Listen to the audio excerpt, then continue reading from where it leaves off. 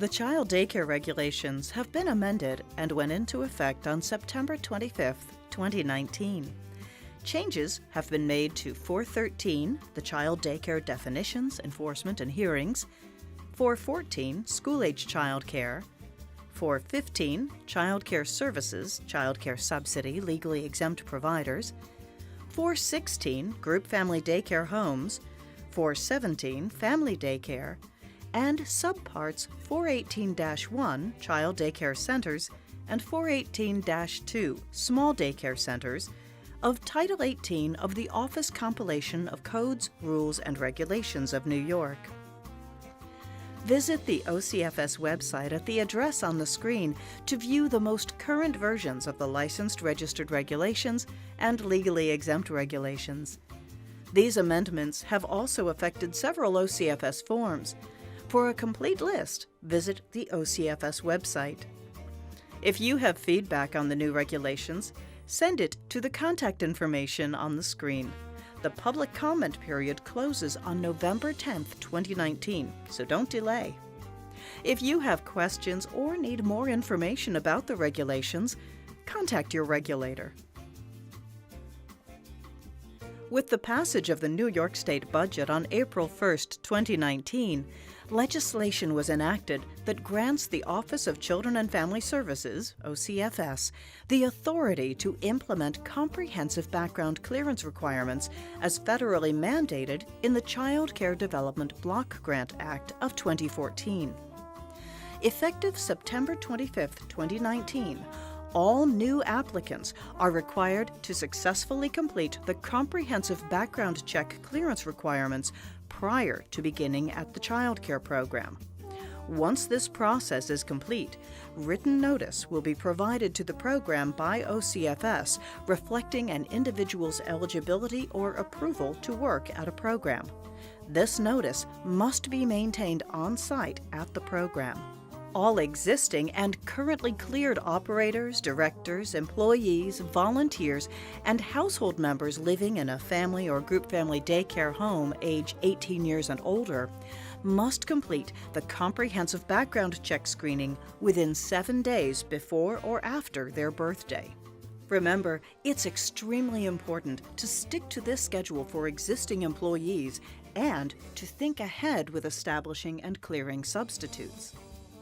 Visit the OCFS website for more information on comprehensive background clearance requirements for licensed and registered child care providers and for legally exempt child care providers, including videos, presentations, and FAQ documents. OCFS continues to promote safe sleeping in New York State by using federal funds to provide family-based child care providers a crib at no cost to them. All legally exempt, family, and group family daycare homes are eligible to request one free Graco pack-and-play and fitted sheet per provider home. For more information, visit the OCFS Division of Child Care Services website at the address on your screen. Winter weather is coming, so it's important to remember to keep both inside and outside egresses clear and safe, and that outside time is still a regulation during the winter months. The Child Care Weather Watch is a valuable resource to help you determine when it's safe for children to go outside. A color copy was given to you as part of tonight's participant materials. And remember, during outside time, children should not use playground items requiring soft surfacing during cold weather because snow and frozen wood chips do not meet regulatory requirements regarding soft surfacing. Your number one priority is keeping the children in your care safe and healthy. One way you do this is by keeping up to date on the latest product recalls and safety information. The resource section of your participant materials booklet lists organizations you can look to for more information. Thank you for all you do for the children and families enrolled in your program.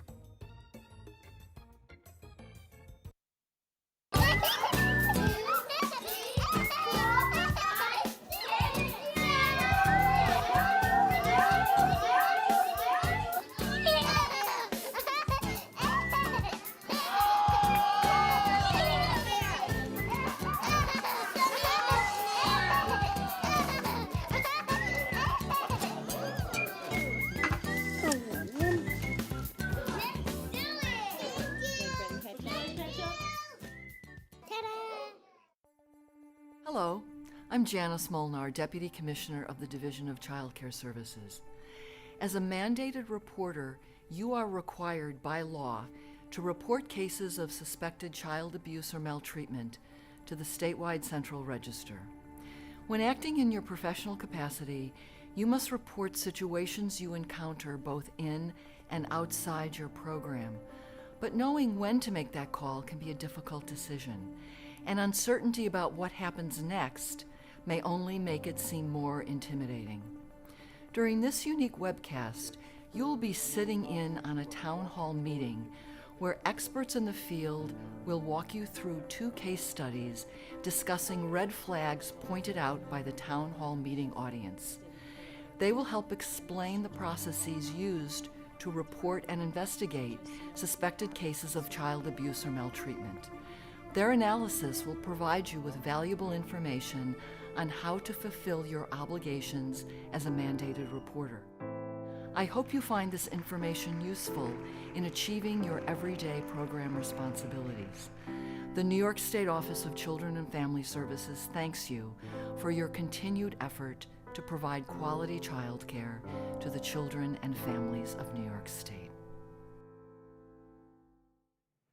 Hello, and welcome to the New York State Office of Children and Family Services Training Town Hall Meeting, Child Abuse and Maltreatment. I'm Christine Priest. Tonight, we'll be sitting in on a pre-taped town hall meeting. During this meeting, members of the child care community got together with experts in the field to discuss important information regarding suspected child abuse and maltreatment. By the end of this training, you'll be able to recognize indicators of child abuse and maltreatment, identify procedures to follow if you suspect child abuse or maltreatment in both situations occurring outside of the program and those within the program, and understand the roles of those involved in the child abuse or maltreatment process. Before we get to the town hall meeting, let's start out by learning some important terms and concepts about child abuse and maltreatment. Since the passage of the Child Protective Services Act in 1973, New York has led the way in developing a comprehensive and coordinated system to address the needs of children who may be at risk for abuse or maltreatment. By establishing mandatory reporting procedures for suspected cases of child abuse or maltreatment, this important legislation helps give all children the opportunity to live in homes free from harm. You play a vital role in that process.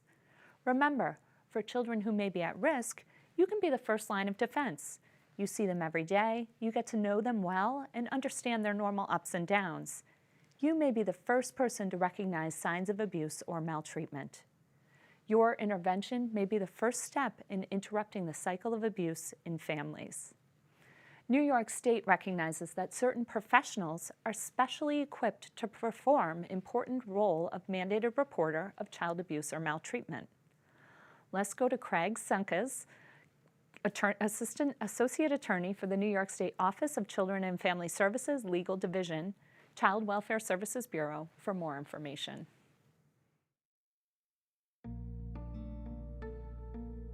A mandated reporter is someone who is required by Social Services Law Section 413 to make a report to the statewide Central Register of Child Abuse and Maltreatment. Mandated reporting was established to better safeguard and protect children. The idea of it is that some of these cases may have gone unreported and uninvestigated. There are protections for mandated reporters. If a mandated reporter makes a call during the course of his or her job duties, it is presumed to be in good faith, which would protect them both civilly and criminally from any sort of lawsuit. If a mandated reporter does not make a call, it's a Class A misdemeanor, which is punishable by up to a year in jail and a $1,000 fine. They can also be held civilly liable for the proximate damages of not making the call.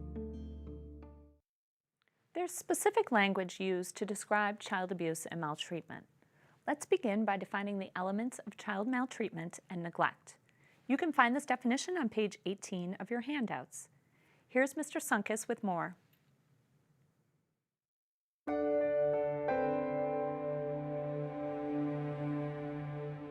Imminent danger would be near or proximate or soon to sort of happen to the child, the dangerous element.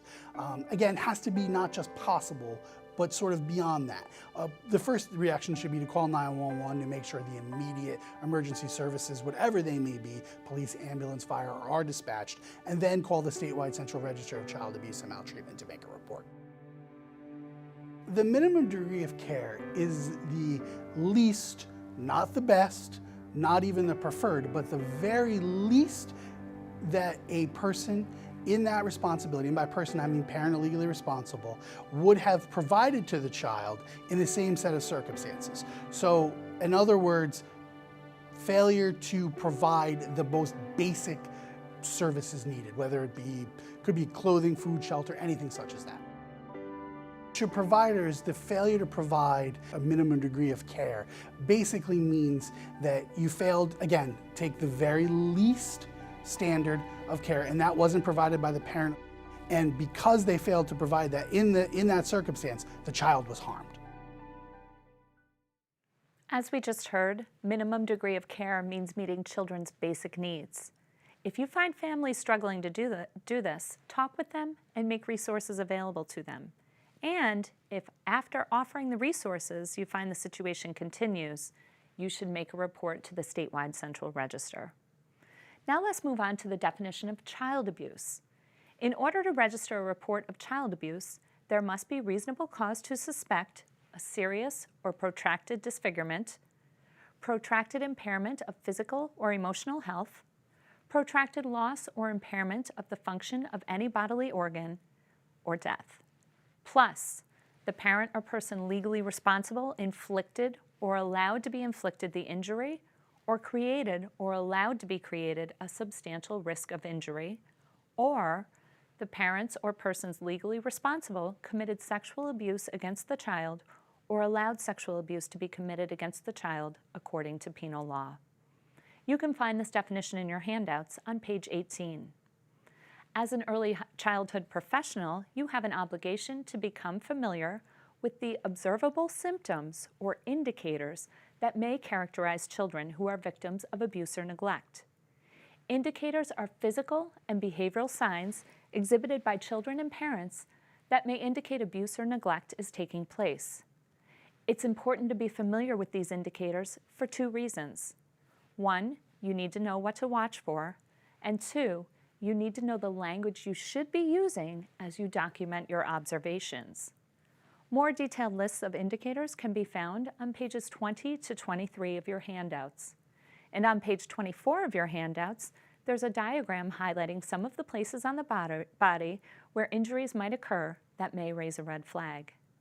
Now that we're all on the same page regarding these definitions, let's go to the town hall meeting to learn a little about our presenters. Mark DeSico, Brian Ishman, and Jennifer Whitney, and get things started. Welcome, everyone, to our town hall meeting. I'm Mark DeSico. I'm with the Division of Child Care Services. I'd like to start by thanking the Performing Arts Center at the SUNY Albany campus for hosting us here today. This is a wonderful venue, and if you've been to our town hall meetings or you've attended one in the past, this is an incredible way for us to offer a training. I'm with the Division of Child Care Services. I work for the Regional Office Support Unit, which works in home office representing the entire state of New York minus New York City.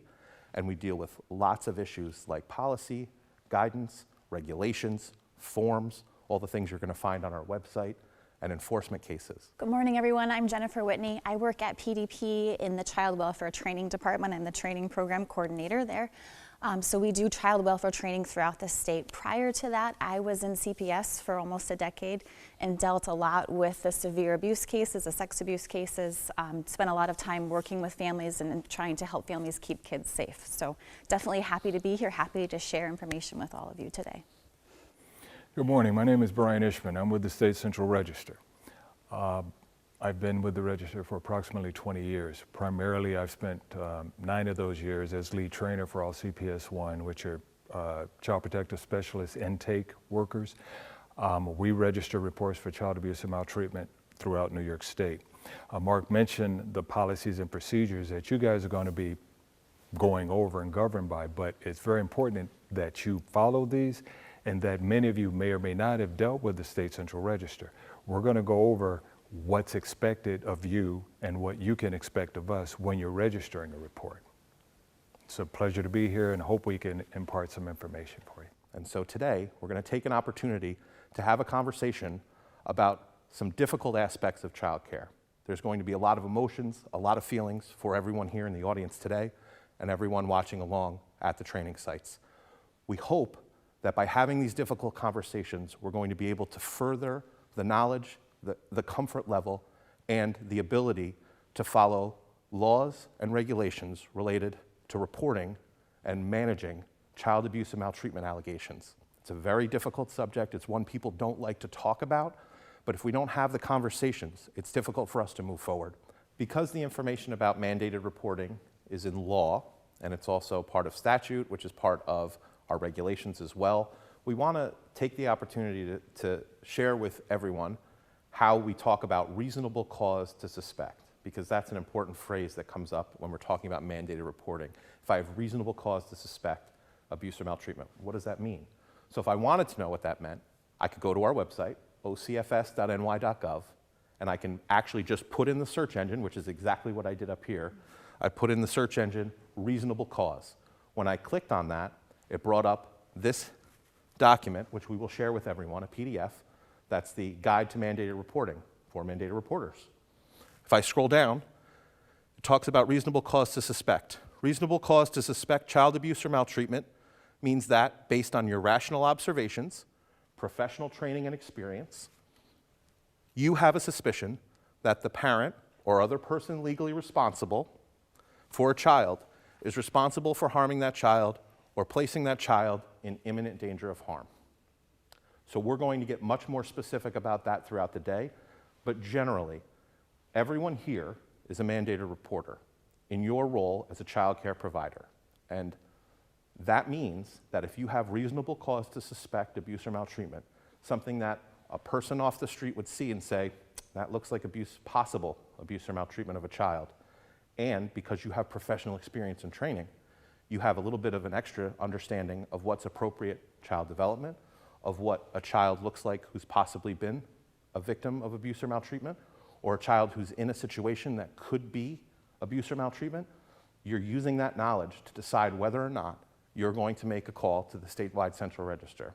And so that's a really important point to understand, that your role is not to do an investigation. Your role is not to decide whether a child has been abused or maltreated.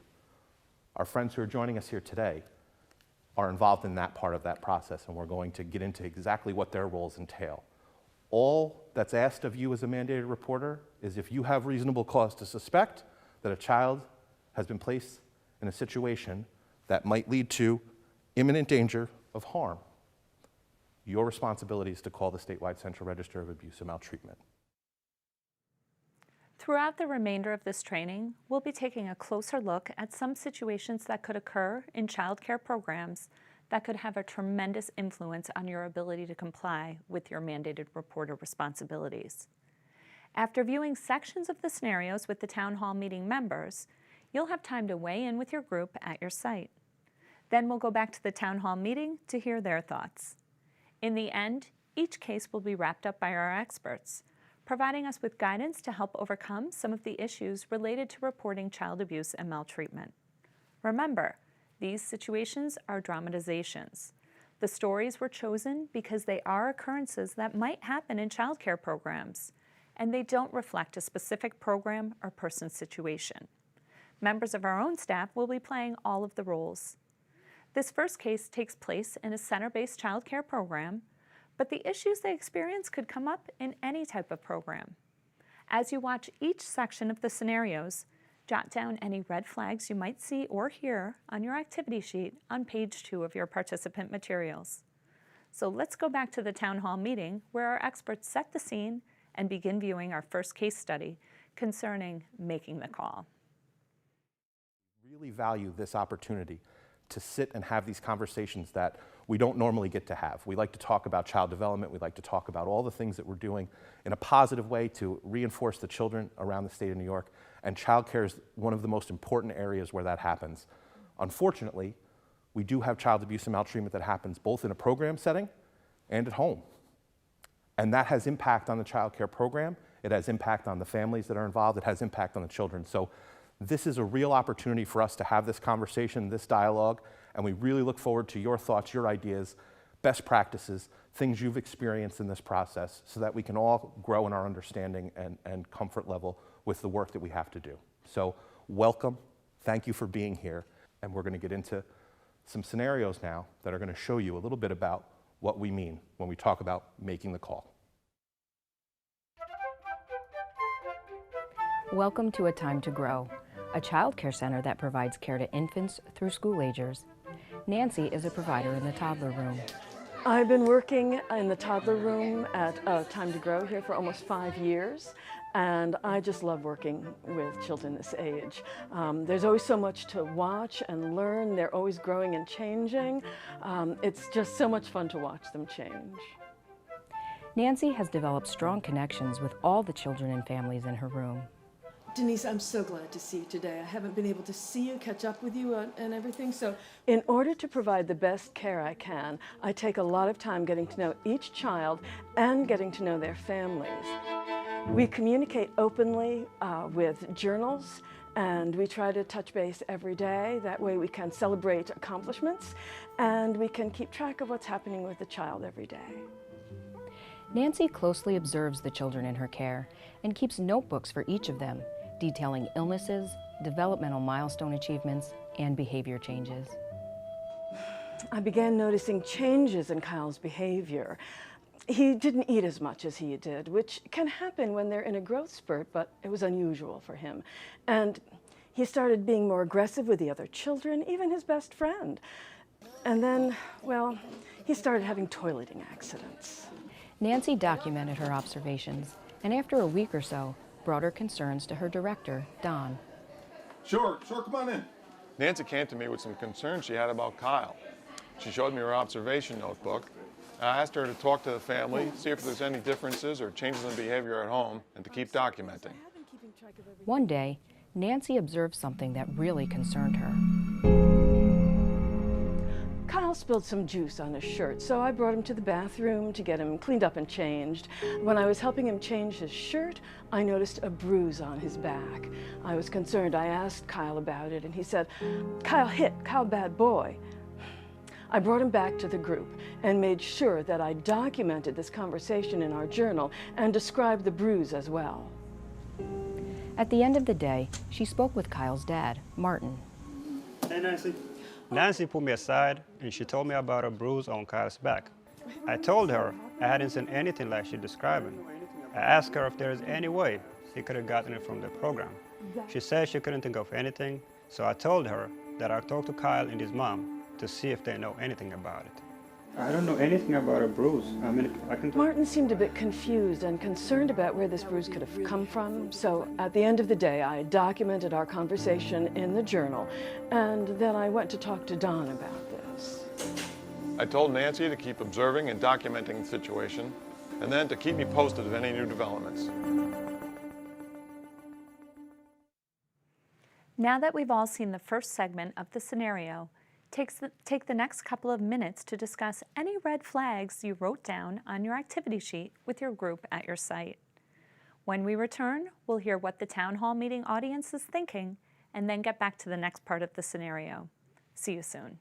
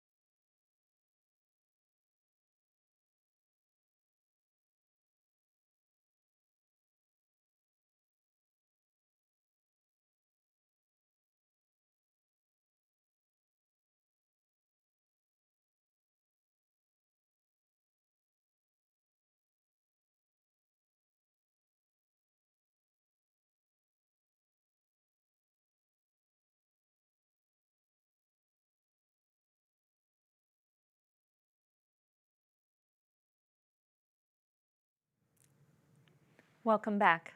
Let's go to the town hall meeting to hear about some of the red flags they saw and then get back to the case study.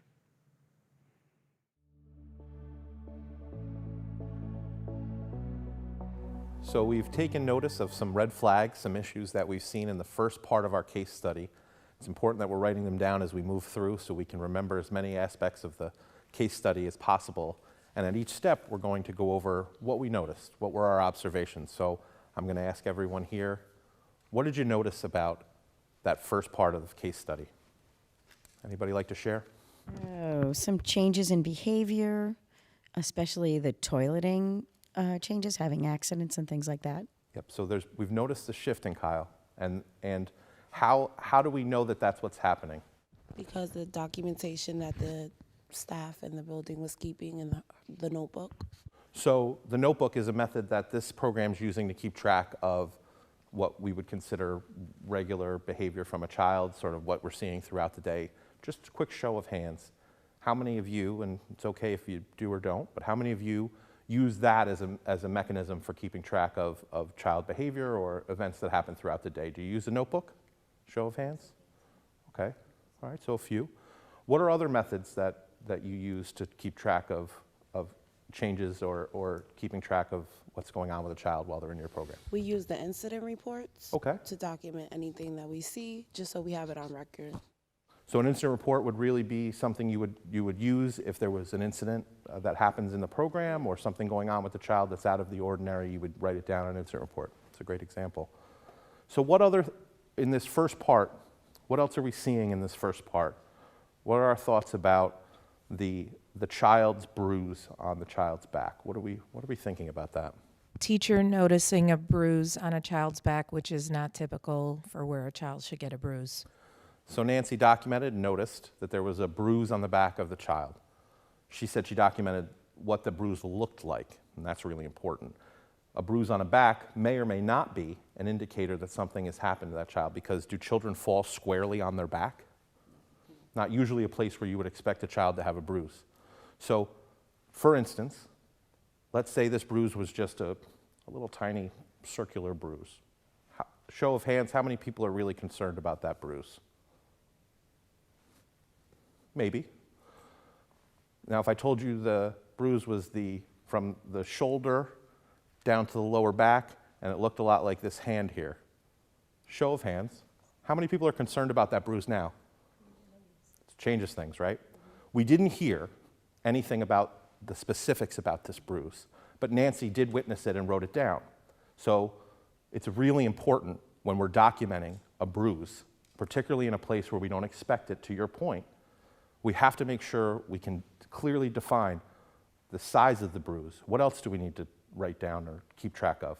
I think it's important to keep track of the color of the bruise, because that could say like the timing of it. If it's darker, it might have just happened.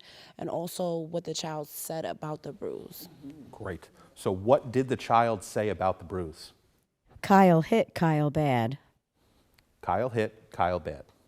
So we have a quote from the child about potentially an explanation of a bruise, but again, we're missing pieces of information here. And so I'm going to turn to Brian, who works at the statewide Central Register of Abuse or Maltreatment. And I'm going to ask Brian, if you got a call from someone that said, I have a bruise, I don't say what size it is, I don't say what stage of healing it's in, I have a bruise with a child, and a child has given me information that Kyle bad, Kyle hit. Is that going to really be enough information for you to decide that a person legally responsible may or may not have suspicion of abuse or maltreatment? At that time, we would not register a report. Based on the information that you guys have gotten so far, if you were to call us and describe exactly what's been described, from the shoulder down, size of a hand, the thing that you need to be aware of is when you call us, we're probably going to register a report. The important part to know is that unless we can definitively say that that child received the bruise while in their parents' care, there will be a report written on both of you. At that time, any person, adult person has contact with that child will become a subject of the report. So it's very important for you to have your documentation, for you to explain to that CPS-1 exactly what you see and when you saw it. Because at that point, we'll make a determination. Unfortunately, you might disagree, but those people on the other end are going to make that determination based solely on the information you give. So when you tell us that child arrived at your location with a handprint on their back, you're pretty much excluded from our standpoint. But the information you have to have, and we've talked about, you're not responsible for an investigation, and you aren't, but you are responsible to get the information that you need in order, again, to point the finger at who may or may not be directly responsible for that bruise or that maltreatment. So I really want to emphasize the fact that because of the position you're in, reports can come from multiple locations. Doesn't mean that you're responsible, but as the state central register is concerned, we have to implicate any adult that could be considered a person legally responsible for that mark or bruise on that child. So I added the thing about the hand, right? That was not part of the video. I was asking it as a hypothetical, if that was the kind of bruise we saw. And so what we heard from Brian was, if that's the kind of bruise we're talking about, and everyone raised their hand when I mentioned it, that sends up huge red flags for us about what may or may not have happened to that child. And Brian's point about who's responsible for the child, if the child showed up with that bruise, or the bruise occurred throughout the process of the day, becomes really important in terms of who was the adult, the person who was legally responsible for that child when this bruising happened. So again, we added some stuff that wasn't on the screen, right? Just to sort of think about this in different ways, because nobody really raised their hand if it was just a sort of little tiny circle bruise, because maybe we don't have enough information. And even with this information we saw just now, we really don't have a lot of information. Would folks agree on that right now at this stage of the game? What did you like about what happened on screen in the first scenario? Anything jump out as positive? I like the fact that she went to her administrator and it brought it to their attention.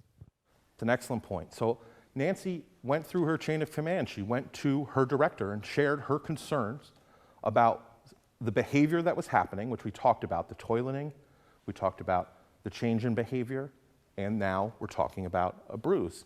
So I love that level of communication. We've got communication going on in the notebook that we're keeping track of and we're keeping in the center. That's going to be what we're seeing with this child. We also have the communication within the program about changes in behavior, bruising that's occurring, questions about what's going on with the child. So we're keeping really good records. And I love that about this scenario up to this point. Anything you may have done differently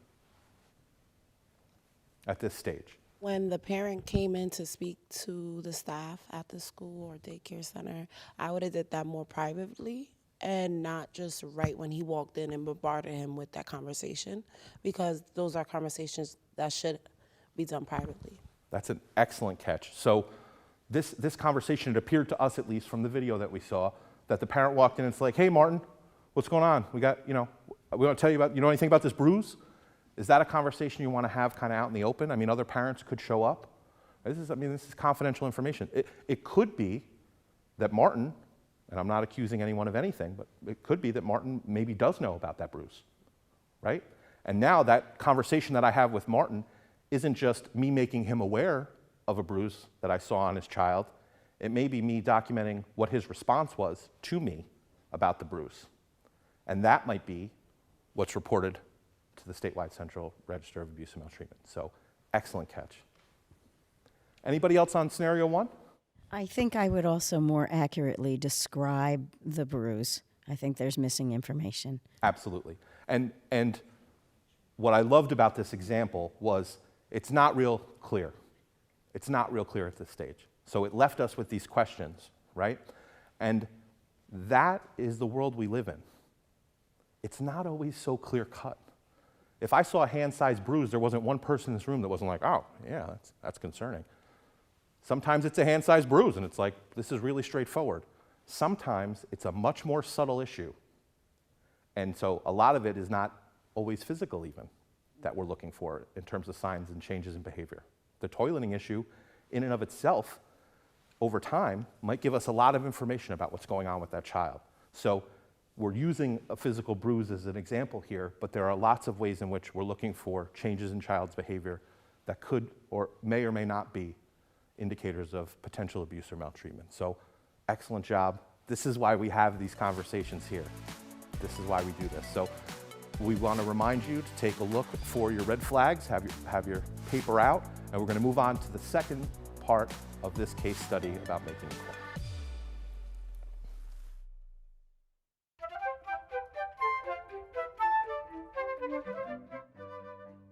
The next day, Martin followed up with Nancy. I told Nancy that my wife and I spoke to Kyle about the bruise, and he didn't say much, but he did say, "Kyle bad boy, Kyle hit," and he was up all night crying and having nightmares. I told Martin that we would keep a close eye on Kyle during the day and that we would certainly let him know if anything came up. During rest time, Nancy asked her co-teacher Josie if Kyle had mentioned anything about a bruise. Yesterday, and Well, you know, Nancy actually did ask me about the bruise that day, and I told her what Kyle had told me, which was that he had fallen off his bed the night before onto a toy. He loves dinosaurs. I can just imagine he had some giant T-Rex right on the side of his bed. This was a new piece to the puzzle, so I documented it in Kyle's journal. I wanted to make sure I had an accurate account of the conversation so that I could share this with Kyle's parents at the end of the day. Later that afternoon, Nancy witnessed some more concerning behavior. Kyle, sweetie, come on. We gotta go to the bathroom now. Now's the time, okay? After rest time, Josie asked Kyle to go with her to the bathroom. Kyle refused. He threw a tantrum, threw himself on the floor, screaming and crying. Josie looked angry. Kyle and I feel like, have a really good relationship. I mean, I don't know what his problem was on that particular day, but he just had made his mind up. He was not going to the bathroom. And, you know, I called him several times. He would not come. And I knew that I didn't have time to clean up another accident that day. So I just went and I helped him along to the bathroom. Something didn't feel right to Nancy, so she met with Don to bring him up to speed on the new developments. Nancy came to me with some additional information about Kyle. She was clearly concerned and upset. I had an awful feeling in the pit of my stomach. I knew something wasn't right. I asked Don to call the SCR because, well, I'd never done anything like that before, and frankly, I was afraid of what Josie might do to me if she found out. I told Nancy that a call might be in order, but I wanted to do my own investigation first. I asked both Nancy and Josie to put their stories down in writing for me.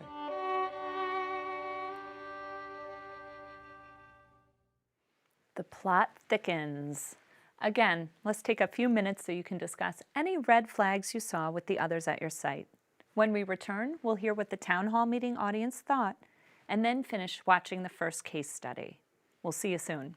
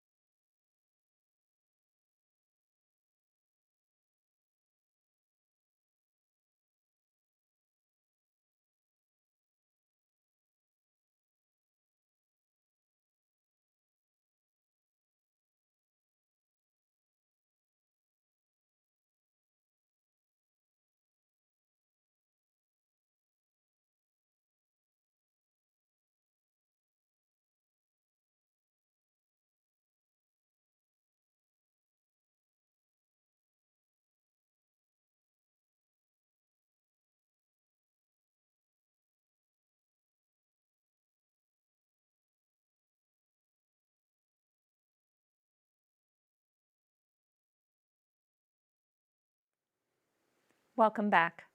Let's get back to the town hall meeting to hear their thoughts and see how this case study ends. So a lot of information in that second piece of the puzzle. Thoughts? One of the big things that stuck out to me is when she went to her higher up and he wanted to continue an investigation. We're not investigators. And at this point, she feels uncomfortable. She feels the child is unsafe with the parent. She shouldn't have to wait anymore. She should be able, as a mandated reporter, to make that report or to have her direct supervisor make that report at that time because she's been documenting things happening, in my opinion. Sure. A lot of good points in what you just said. What we want to think about here is minimally, we have concern about how the staff member, Josie, is interacting with Kyle. Can we all agree on that? Show of hands. We've got concerns? Okay. I'm not sure, because I'm missing some specifics here, about how that trip to the bathroom went. She helped him to the bathroom was the words that were used, right? Depending on how that helping to the bathroom process looked, might inform whether or not I'm feeling comfortable as a mandated reporter making the call myself. And as the person with direct information, and Brian can speak to this, that's the person who really needs to be the one making the call. And so, Brian, can you share a little more about what the importance is of the person with the direct information being the person who makes that hotline call? Absolutely. One of the first questions we would probably ask you is when you described to us that he was helped to the bathroom, what does that look like? What do you mean specifically by helped? And because we don't have the specific information, and you wouldn't, even though, particularly because you're the person that's making the call, you have the information, but you're unable to give us that bit of information, we wouldn't be able to register a report. We are unable to write a report based on speculation. There's certain legal ramifications surrounding how we write narratives. We write them as fact.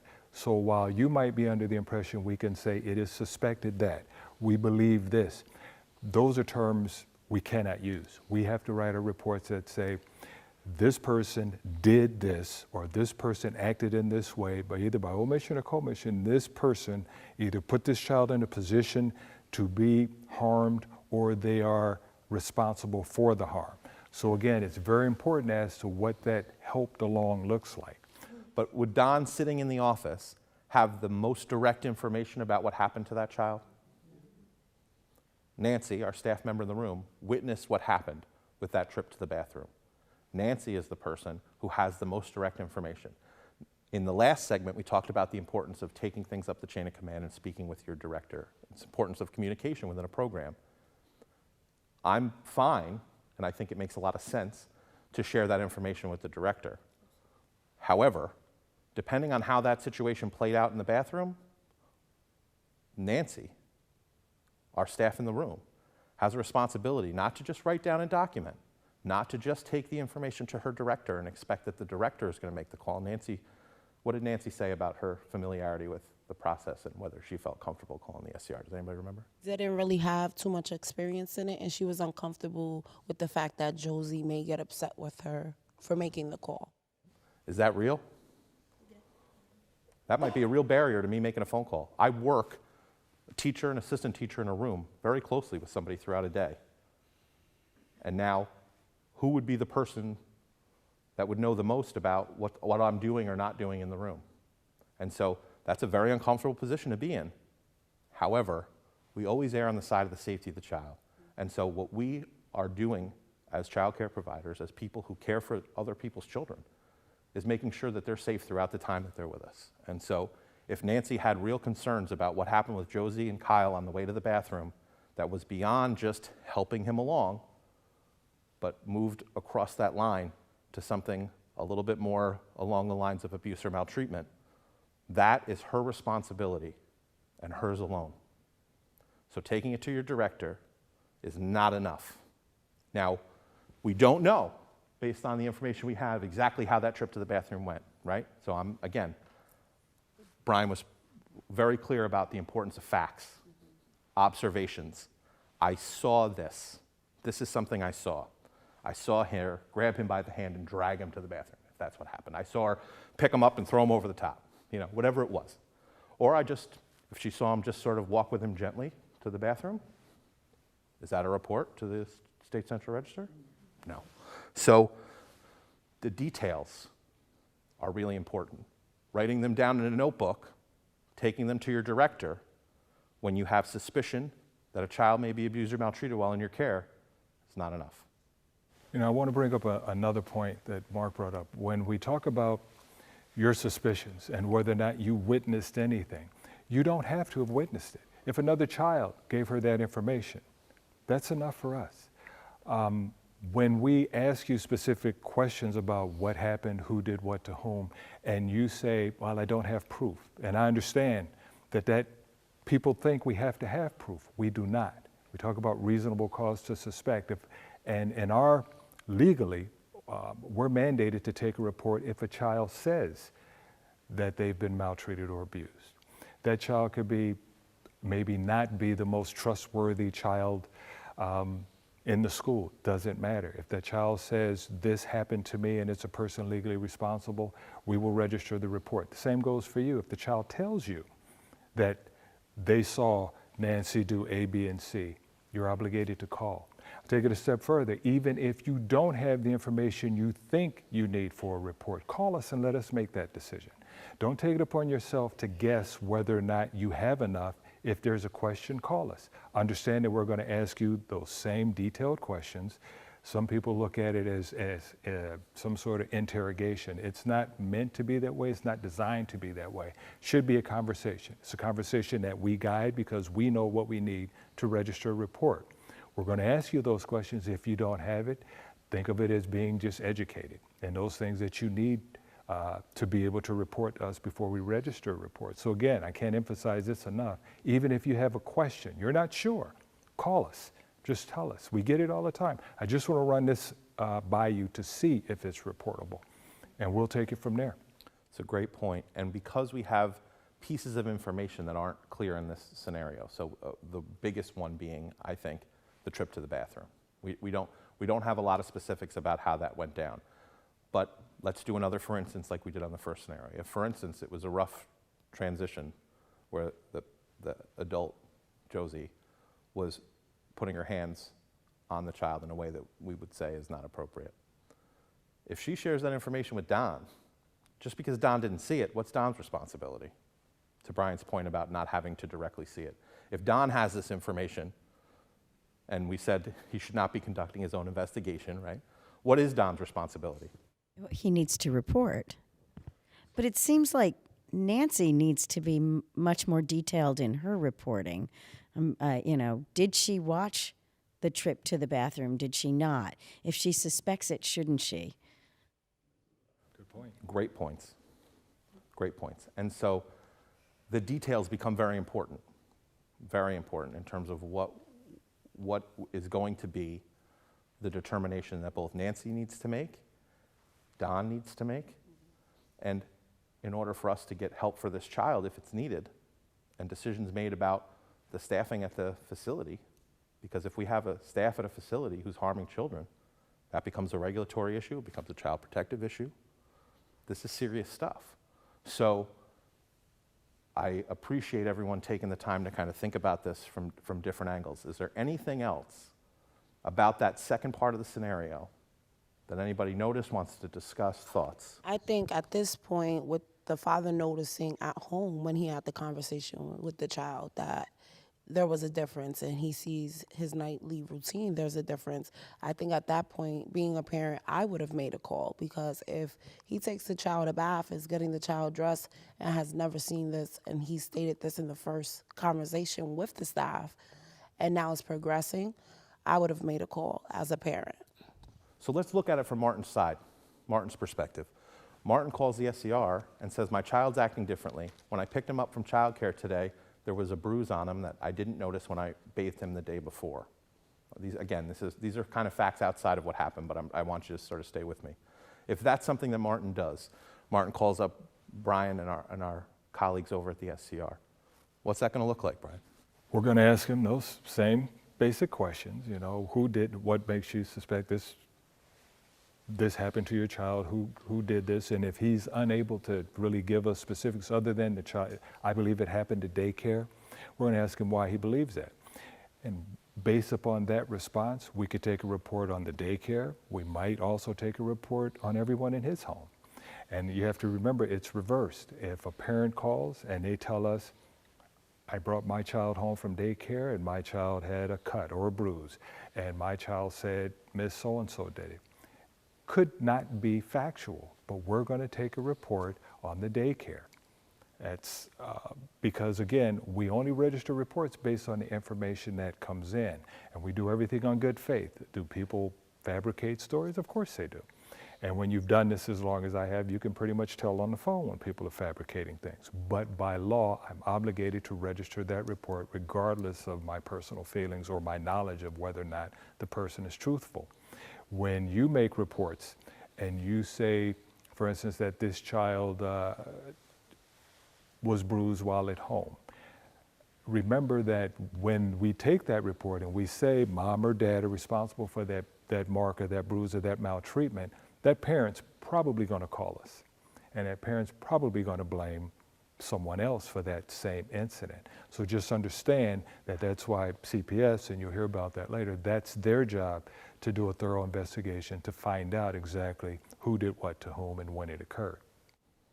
But that's a great point about Martin. And so Martin comes home, he interviews his child, he talks to his child. He says, hey man, what happened in school today? And he says, Kyle, bad boy, Kyle hit. If Martin's not hitting his child, and he knows that, if the mother of the child's not hitting this child, what am I going to assume as Martin, as the father of this child? Where is this happening, where Kyle's a bad boy and Kyle's hit? I'm going to assume the child care. What else did you want to say? So that's why they had both providers write down their incident report separately, but both given to the same person so they could compare and see who's not telling the truth. So he called it an investigation, Don, right? He said, I'm going to do my own investigation. As an employee of the Division of Child Care Services, I want to stress as clearly as I can, it is not the responsibility of the program to conduct their own child abuse and maltreatment investigation. Based on the vague nature of what we saw, because I'm adding a lot of details here, right? And sort of having you speculate a little bit. Based on what we saw, the facts that we have on this second scenario, Don may need more information about what's happened at the facility. So Don may speak to his staff about it. And depending on the information he gathers, he may feel like he needs to make a report. Again, I want to stress, it's not an investigation. What that is gathering information. If Nancy herself has enough information from her direct supervision of both the child and the behavior of the child with the staff, are we all feeling comfortable that Nancy has a responsibility to call in a report if she feels like this child is being placed in a situation where they may or may not be abused or maltreated? That's a difficult thing for a staff member to do. We talked about that at the beginning, but that is her obligation. It is by law, she's obligated to do it. And just say it wasn't the law, which it is, wouldn't we want to make sure that this child is safe? As a bottom line agreement. And that's the reason why it's law. Because the people who have the direct access to children are the ones who are going to be able to keep that child safe. I'm going to say that it really bothers me that Nancy didn't want to report because she was worried about the ramifications. If my assistant teacher was doing something, I'm not going to call in front of her, and I know that reports are confidential, and she's not going to know who reported. That didn't make any sense to me. Because I appreciate that comment, most of us are going to feel confident saying, if I see this happen in front of me, I'm going to make a report. If I see a child being potentially abused or maltreated in front of me, I'm making a call, straightforward. This was a little more nuanced. Could we agree on that from what we saw? I'm still not really clear what happened on the way to the bathroom, right? I'm still not clear. I don't have a lot of information about this bathroom trip. That's going to be pretty important. Nancy might be not sure about this thing still, right? And so her comfort level, though, with having to call on a fellow staff person, I think is a real conversation. And it's a training issue. So I know you've been in the field for a little bit of time now. If you have a brand new staff who walks in the front door and you've trained them minimally, you've given them 5 hours of health and safety training, or they've just started with your program, how comfortable is that person going to be picking up the phone and calling in an SCR report on a person who's been there for 30 years, right? Probably not very comfortable. That's why the mandated reporter training is available on our website. It's free training. Everyone should have that at the very start of their time in your program. If you're starting a new employee, mandated reporter training, free and available online, please make sure that they're taking it, because that's something that has to be stressed from the front. And I really appreciate that comment, because whether you're comfortable with it or not, it's still your obligation. So now we're going to get our red flags ready for the finale of making the call.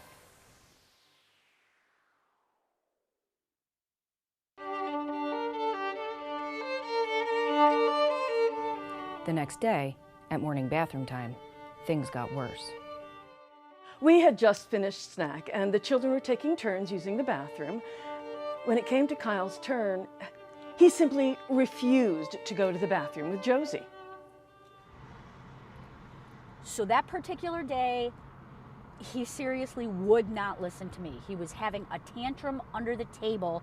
He would not get out from under the table no matter what I said to him. And I don't have that kind of time. I really don't. So I went over to the table, I pulled him out from under the table, I stood him up, and I walked him to the bathroom. Josie got Kyle to his feet and told him to head to the bathroom. Kyle was hesitating, so Josie nudged him along. The next thing I knew, Kyle had fallen and hit his head. I was in my office. I heard Nancy frantically calling for help. I went across the hall. When I got there, Kyle was on the bathroom floor. He had a cut on his head and he was bleeding. I'm sorry, we need help in here. Nancy and Josie were arguing. I saw what I saw, don't tell me. Yes, we do, he's bleeding, he is not. And then Nancy accuses me of pushing Kyle? Really, that is crazy. I have never pushed a child in my life. That is so offensive. Watch out! I know what I saw. There was no way Kyle could have tripped where Josie said and gotten that kind of injury to his head. Kyle, that's it. I got a Band-Aid on Kyle's cut and I took him to my office where we could call his parents and tell them we had an incident. I sent other staff to the classroom and asked Nancy and Josie to come to my office to explain to me what happened. Don called me into his office. I told him what had happened and asked him if he'd called the SCR. He said he hadn't. I told Nancy I hadn't made the call yet because I simply wasn't done with my investigation. I wasn't sure that the call was ready to be made or not. Kyle was hurt. That was all the information I needed. I picked up the phone and made the call. Yes, I have something, I have to report something.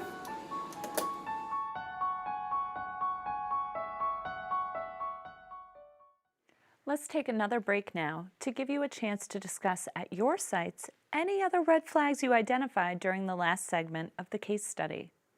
When we return, we'll get the town hall meeting audience's thoughts, and our experts will provide more important information about making a call to the SCR.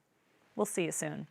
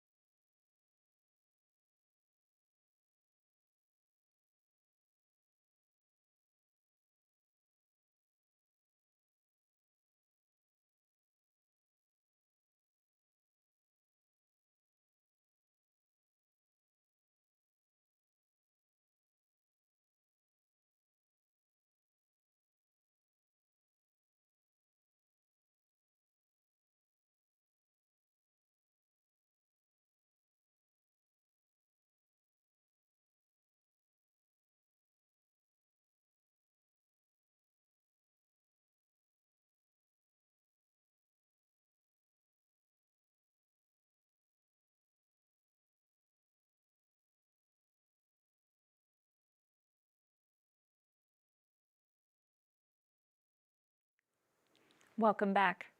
We're going to get back to the town hall meeting to sit in on their wrap-up discussion of the making the call scenario. As you watch, write down the concerns expressed by the audience members and the suggestions offered up by the experts in the section provided on page 3 of your participant materials. Let's watch.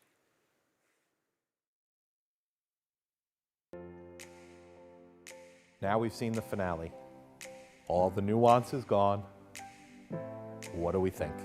I think she made the right choice to make the report, and I think Dan, as a higher up, should have supported her more in that decision and like gave her some confidence behind it. Hey, I'm behind you, I understand, make your report, but he wasn't supportive in my opinion.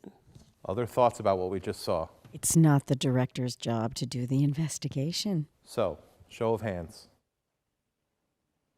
Nancy making the call. Who agrees that Nancy was in a spot where she was needing to make that call to statewide central register of abuse and maltreatment?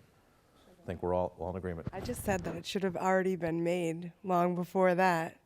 So even after the first video. So that's why we're taking it through this process, and I appreciate that point. We left out some information deliberately to have this conversation. But to your point, if Nancy had concerns, factual, observed concerns regarding Josie and her behavior with this child in the room, she is very late in making the call at this point. Don, who conducted his own investigation, which we are not supposed to be doing because it's not your job as a child care provider to investigate child abuse and maltreatment. That's after the call has happened. That's Jennifer and folks at the local district level who conduct that investigation alongside our folks from licensing, and we're going to get into that in the next section. Don has information. If any of that information from the very first scenario would have been about Josie and her behavior with this child, Don is under an obligation not to continue to conduct this investigation, but as a mandated reporter to call in a call to the statewide central register of abuse and maltreatment. Can you be held liable as a mandated reporter for not carrying out your responsibility, your legal obligation to call the statewide central register? Yes. So Don has placed himself at risk legally. Perhaps Nancy has as well. Josie, we haven't really gotten into Josie, but that's a whole other discussion, right? Ultimately, while this has happened, and your frustration was perfect, this is a child, an innocent child, a blameless child, being taken to a child care setting where perhaps he is being maltreated by an adult charged with his care. An investigation will bear out what actually happened, because Nancy's going to have her story, Josie's going to have her story. Martin is going to have his own story about this, and everybody is going to have the opportunity to share that information. And that's what we're going to talk about in our next part of this process. But in terms of making the call, there were lots of steps here where a call could have been made based on additional information that was not necessarily present in this video. And that's the kind of stuff we have to look out for, because it's not always going to be cut and dry. It's not always going to be obvious. And to Brian's point earlier, if you've got suspicion, if there's that feeling in the pit of your stomach, err on the side of talking to Brian, or someone who works with Brian, a colleague of Brian's. Yeah, not me. And they can help you through that process to determine whether or not it is a reportable issue. Even if it's not, they might be able to help you be pointed in a direction of different ways to help that child. There might be a law enforcement referral that could be necessary. There may be services in that county that may help that child and that family.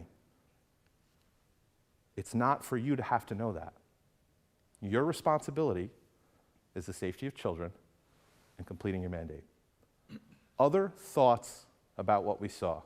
We agree a report should be taken at this point, correct? Initially, she was ready to blame the father, so She almost had me thinking it was the father. But because of his response, I was wondering maybe there was more to it. So I think it had to play out a little bit more to get more information to see that it was actually the coworker who did it. Yeah, and what I liked about the different stages of this, now we've kind of seen, we kind of have a pretty good idea that Josie's, there's a situation with Josie, right? That we now know about, that we didn't know when we first started watching this. So what I like about the first scenario is, I'm not sure what's going on with Kyle, and I might need more information. Perhaps what's going on with Kyle, and Kyle saying Kyle hit, Kyle bad boy, has to do with something that's happening at home. Could be something that's happening at a grandparent's house. Could be something that's happening any number of places. We need more information sometimes, but that documentation is important. But when it tips the scale over to, now I've got enough information, and the person that can help you with that is 24/7 working at the statewide Central Register of Abuse and Maltreatment. If you're going home with a pit in your stomach feeling for a child in your care, think about what you know about it. What do you know? What do you suspect? Does this need to be looked at by someone who isn't you? And that's what we're talking about. There are trained professionals, forensic interviewers, whose job it is to determine what's going on here. You don't have to do all that. That's not your role. But in order to initiate that process, we're making the call. Starts with us. Since we've all decided, okay, we take a report. What I want to talk a little bit about now is the language we use when we call, because you heard, I think the first description was she helped him along and he fell and hit his head. That might be the way that it's presented to us initially. That in and of itself doesn't tell us that this person is responsible for maltreating the child. Later on, I think the term she uses that he could not have possibly slipped in the area that he was. That's what we want. The fact that she helped him along and he slipped sounds more like an accident. And it's a fine line between an accident and what we would call maltreatment. It's up to us to make that determination, but if that's all we have no history, you're not giving us any other information, we may or may not register that. However, when we ask you, she helped him along, can you describe that to me? Well, there's no way he could have slipped in the area he was in. Okay, now you're painting a totally different picture. And that's the information I would like you to be able to give us when we call. Generally, the conversation goes very similar to what you heard. They will describe to us what almost sounds like an accident. And I understand you guys are under time constraints, everybody's busy, and it sounds like we're interrogating you when we ask you, what do you mean exactly? What do you mean, what do I mean? I mean just what I said. Well, what you said doesn't necessarily tell me that this person maltreated that child in any way. So when you give me information that says specifically, there's no way this could have happened, so the explanation is inconsistent with what happened, that's enough for us to register the report. So it's very important for those details, and although the words might mean the same thing to you, they mean something totally different to us. So when we're asking you for those details, it's not that we're being rude or persnickety, when in fact we are probably being persnickety but not rude. We need those details, because the more you can give us, the easier it is for us to document and do our job and get the county involved immediately. And Brian brings up a really important point. What we heard in that third scenario was what? Grabbed by the arms from under the table and pulled, okay? That information's crucial for Brian and his folks over at the SCR. If for some reason, and this happens, someone from the program calls in and doesn't give that level of detail, and a report isn't registered with the statewide central register, because that could happen. Perhaps someone minimizes what happened. Perhaps Josie calls in and says, this child slipped in front of me. I don't know what happened, but I'm calling to fulfill my mandate, because Josie's a mandated reporter too, folks, right? So Josie calls and says, a child slipped in front of me. I'm just calling to let you know that nothing happened here that was abnormal or problematic. It was simply an accident that happened in our facility. That's not going to be taken as a report. Brian? Nope. That's not a report. Now, Nancy calls and says, I watched a child at the age of 4 be dragged out from underneath the table by his arms. When he couldn't get his legs underneath him, he slipped and fell and hit his head while she was holding his arms. She dropped him on the ground, and his head split open. It's a very different picture, right? That's pretty clear cut. Now, you've called the statewide central register. Regulatory guy. What's the next phone call that needs to get made? After the emergency care, which was important, we got emergency care for the child's head. The next phone call will be definitely to law enforcement. Say more about that.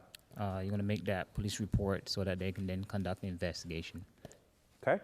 So there might be a call to law enforcement, which Brian's folks can initiate that as well. If they decide when you call that that's what's happening, and Brian, you can speak to that. Yeah, there are certain circumstances where we will do a law enforcement referral, LER. The only time that that's done is when we have a child that's been maltreated or abused, and it is not at the hands of a person who could be considered legally responsible. So we would not do law enforcement referrals on daycare providers or parents if we're taking a report. Now, let's say that we had a neighbor or another child, for instance, injured that same child, and you called us to make a report, and we said, well, that's not a report, you know, and you explained to us that another child injured this child. If you give us that information and we have the demographics, we are required by law to do a law enforcement referral. Anytime a child is assaulted or a criminal act has been committed against a child and is not at the hands of a person who could be considered legally responsible, we are mandated by law to register a law enforcement referral. So that would automatically be done if it's not a person legally responsible. Yes, and the parents will also be notified that the kid was injured. Absolutely. Parents. Absolutely. We're calling Martin. We're calling the mother of this child as well. And we're saying exactly what we saw happen. And we're calling that person 3 weeks from now, an hour from now. When are we calling this parent? Immediately. The regulation says immediately contact the parent. Who else am I immediately contacting? The registrar and your direct supervisor if you have one above you. So, the Division of Child Care Services staff here, we're calling our licensor or our registrar. We're calling our regulator. Are we leaving a message on the regulator's phone, or are we speaking to a live person? It was a chorus. We're speaking to a live person. If you get someone's voicemail, everyone's voicemail says, if you need to call the main number to speak to someone immediately about an issue happening at a child care involving harm to a child or a serious incident or injury, please hang up, call the main number, ask to speak to a live person. Leaving a voicemail that says, oh, yeah, you're probably out in the field, kid fell, okay, talk to you later, does not constitute notifying the office immediately that a child has been placed in a situation of abuse or maltreatment. How come it's important to speak to your regulator about this? Beyond the fact that it's in regulation and you have to. Why is it a good idea? Because they're going to find out and then come out and investigate anyway. So anytime a Child Protective Services report is registered through the statewide central register of abuse and maltreatment, automatically a complaint is lodged in our system to have us go out and do an investigation, because we do parallel investigations, and we're going to get into the investigative process in the next section. If the first phone call or the first piece of information that the regulator has about this incident is from the feed we get from the statewide central register, and that's the first time we're hearing about this child being harmed, that's an issue. It's an issue for you as a program. It's an issue as it involves your license and registration. You're obligated by regulation to immediately notify the office that this has happened. So if this happens and the office is not notified, this places the investigation in a different sphere. And so it's crucial and it's required that you notify the office immediately when there is any serious incident or injury or suspected abuse or maltreatment of a child. Can't stress that enough. So, exactly. Thank you. Other thoughts, other questions that you have about making the call, about what that looks like. What we're trying to do is take the mystery out of this process. So, show of hands, who here would feel comfortable making a call to the statewide Central Register of Abuse and Maltreatment? Have you guys made calls before? Then you're familiar with.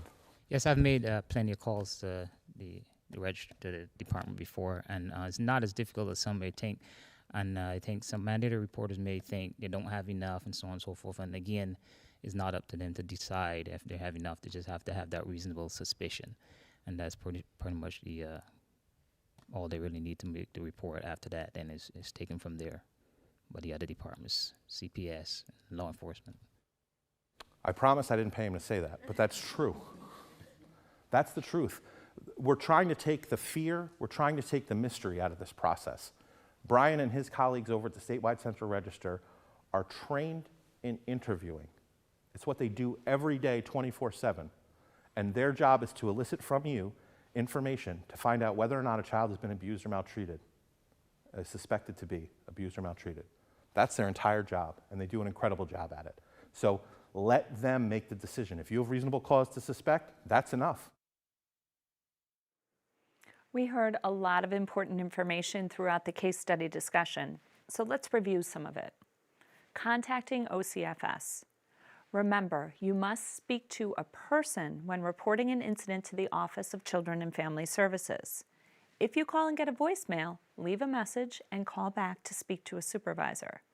If it's after hours, call to speak to someone in the first 1 to 2 hours of the following business day. Documentation and confidentiality. It's vital that you document your observations in a fair, accurate, concrete, and timely manner. These notes may help you see patterns or determine changes in behavior. Remember, when sharing documentation with others, that it's important to adhere to your program's confidentiality protocols. Know your children. You must take the time to get to know each of the children in your care. Doing this will help make you aware of any changes in the child's behavior that may indicate something might be going on that requires follow-up conversations or additional action. Internal investigations. You should not be conducting internal investigations.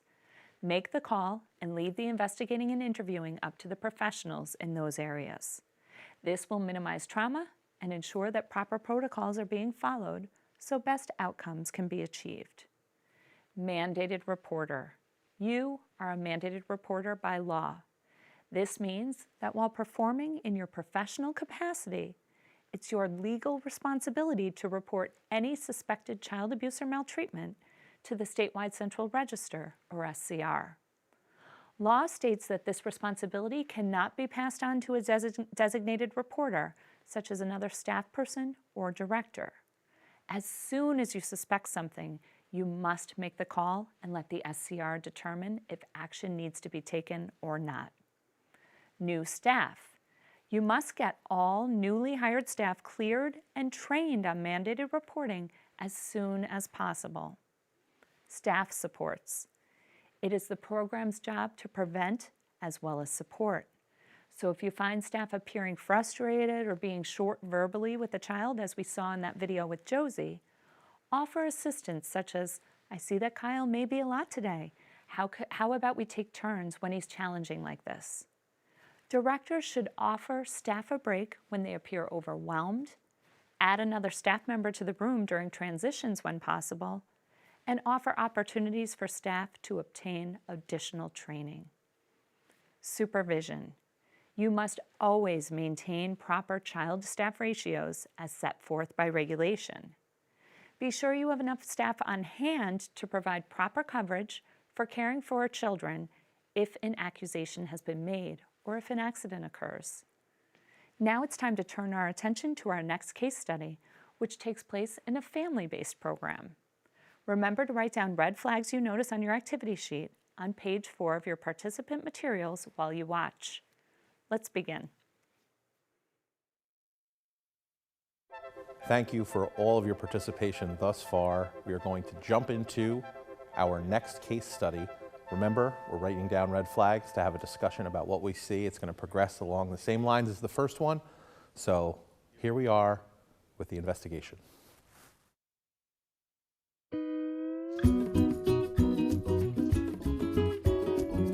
Welcome to Connie's Cuties, a licensed family childcare program owned and operated by Connie.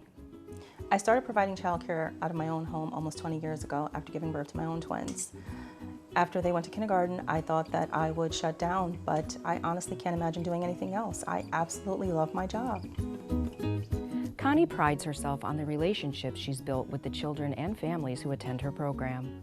Colin's been obsessed with triangles. I mean, any triangle he can find. I know, I learned that when we were looking at the shapes book earlier. Oh, cool. Yeah.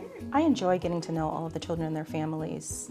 I care for them as if though they're my own, and in many instances, their parents and guardians have become very close friends. Connie also has a great relationship with her regulator and rarely has a violation. I take pride in the fact that I have an outstanding compliance history. I attribute that to the fact that I participate in trainings and other professional development opportunities. I also think that it's very helpful that I have established a relationship with my regulator, Dennis, who is always extremely helpful in explaining the regulations to me. And he's very patient and respectful even when I have a violation. And the exit interviews are always extremely helpful. Your interviews are always very helpful. Well, good. One day, in the blink of an eye, that all changed. The day started like any other. I greeted each of the children and their parents as they arrived, and the other children were engaged in quiet activities like puzzles, reading books, and even helping get the table set up for breakfast. When breakfast was ready, Connie helped the children get their hands washed so they could eat.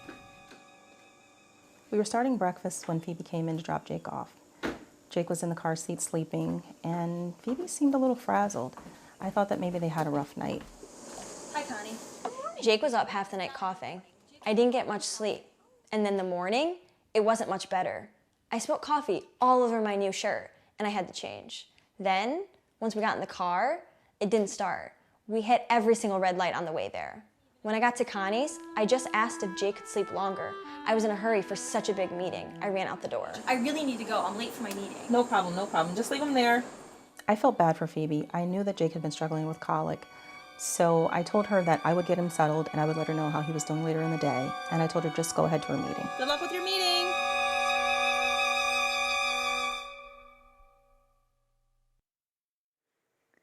Now that we've seen the first segment of this scenario, take the next couple of minutes to discuss any red flags you wrote down on your activity sheet with your group at your site. When we return, we'll hear the town hall meeting audience's thoughts and then get back to the next part of the scenario. We'll see you soon.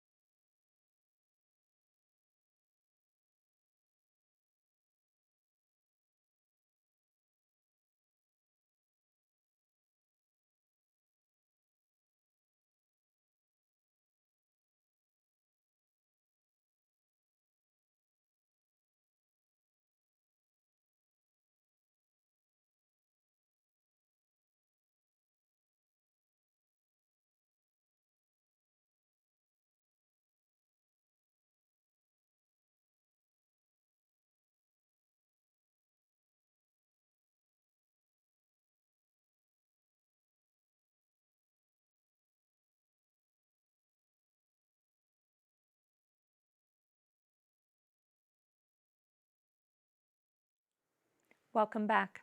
Let's go back to the town hall meeting to hear about some of the red flags they identified and then we'll continue watching the case study. So we have a new scenario, and we've met Connie at Connie's Cuties. I love her kitchen, just as an aside. So from a regulatory standpoint, we're welcoming Jen back because she's going to be part of our discussion about the CPS process. Right now, there isn't a CPS process. We're just meeting Connie for the first time. What are some of the things we noticed about Connie and the drop-off? What are some of the things that we noticed? She left the baby in the car seat, and the mother didn't take the baby out. She didn't do a health check. She didn't sign in. What else can I go on? Great start. Great start. What else did we see? And the mom was in a hurry. She looked frazzled, so that's the first sign that something's off. Any other issues that we noticed at drop-off? Any other issues that we saw? Said that baby is not awake when they left the baby at the daycare. So my question is, do we even know what's going on with the baby in the car seat? No, not at that point, because the child care provider didn't get up to even acknowledge the child yet, and the parent went right out the door. Other thoughts before we kind of jump into it? So a lot of red flags here. I want to start with, what did we think of Connie when we first saw Connie? Because I think this is important. That she was a responsible caregiver. So the thing about Connie that jumped out at me initially, and I think probably all of us can agree, Connie has a strong compliance history. She takes her trainings. She has a good rapport with her licensor. It's important, right? These are the kind of the foundational aspects of providing care. She cares about the work. It's important for her. She could have stopped, she said, when her child was in kindergarten, but she kept doing it because she loves this work. So she loves being a child care provider. She has skills in this arena. She has a great compliance history. What didn't happen at drop-off is extremely important. So we've got a car seat. Can we leave children in car seats upon arrival? Should children be sleeping in car seats at any time? No. So we have regulations about how children are supposed to be sleeping, right? Do we even know if the child's asleep, awake, or what condition this child is in upon drop-off? How do we not know that? Because she didn't even look at the child. She just continued setting up the snack. So the problem with drop-off, mom's in a hurry, no daily health check. No one can speak to what condition this child is in upon drop-off. Would everybody agree on that? We don't know. How important is the daily health check? It is very important, and it goes back to supervision. There's no direct competent supervision if you can't see the child. And if you're not doing those health checks, you don't know if the child's even in there, if the child's okay. So it's very important to start your day. I believe, is it regulation that you're supposed to have an awake child? You're supposed to wake the baby up and see how the baby is. Yep, Yeah. and if you had a question about whether that were a regulation or not, it is, and I am confident that it is. But we can always go to the website and pull up our regulations and read that, yes, we need an awake child for a daily health check. Without having a daily health check, I don't know as a provider the condition of the child that arrived at my program. I don't know a baseline for what's going on with that child and their health at that moment. Connie mentioned something about the child's health. What did Connie say? Does anybody remember? I heard some grumbles. Up all night coughing. We have a colicky child, a known colicky child. So not that that makes it any more important that we do a daily health check, because we're doing it regardless. But that is another issue, that if we're checking on a child and Phoebe is saying, I'm running late, it's up all night, we got more reason to make sure that we're doing a daily health check immediately upon arrival. We're not waiting. And we cannot leave a child in a car seat. Cannot. Okay. Other thoughts, questions, things we're thinking about as we're moving forward in this? Okay, let's move to the next scenario.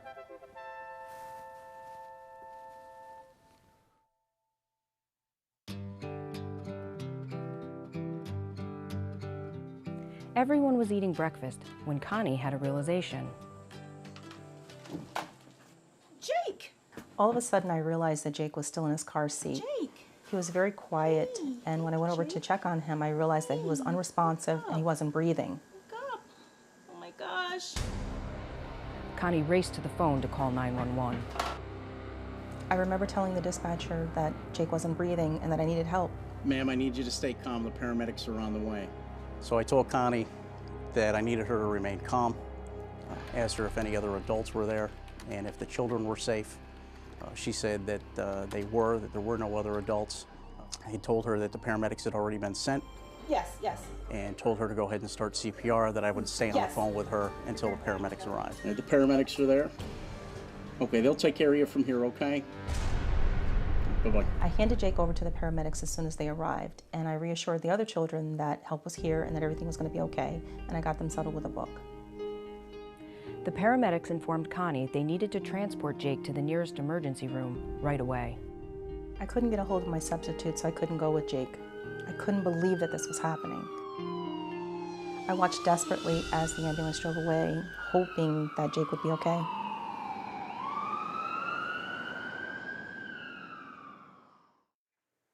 It's time again for an activity session, so you can discuss any additional red flags you saw with others at your site.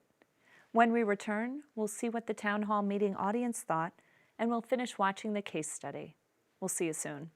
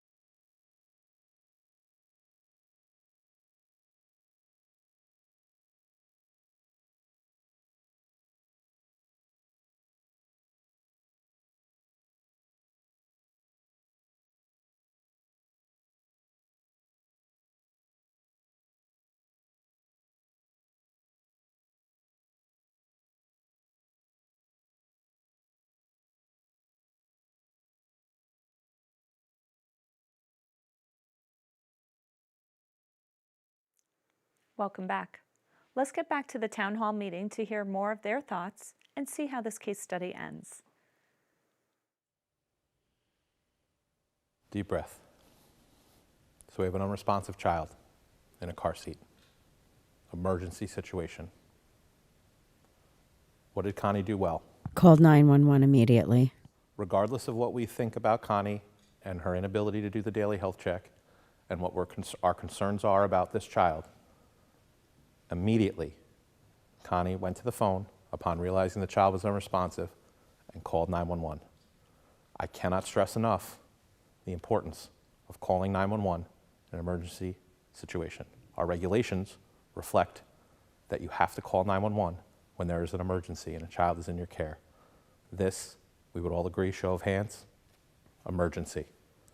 Medical emergency, we need to call 911. And Connie did that. She did it, and she did walk through that 911 call that we just saw and provided the appropriate information to get the paramedics there as quickly as possible to help Jake. Anything else that we want to say about what Connie did in this scenario? Good or bad?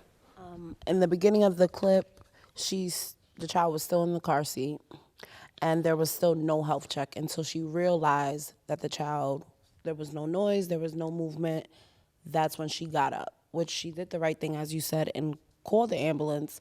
But if she took those steps prior to that, even right after the parent left, got right up, checked the child, did the health check, possibly could have been avoided. I don't know. We don't have that information yet, but I led with what Connie did well because it's important to highlight that 911 was called.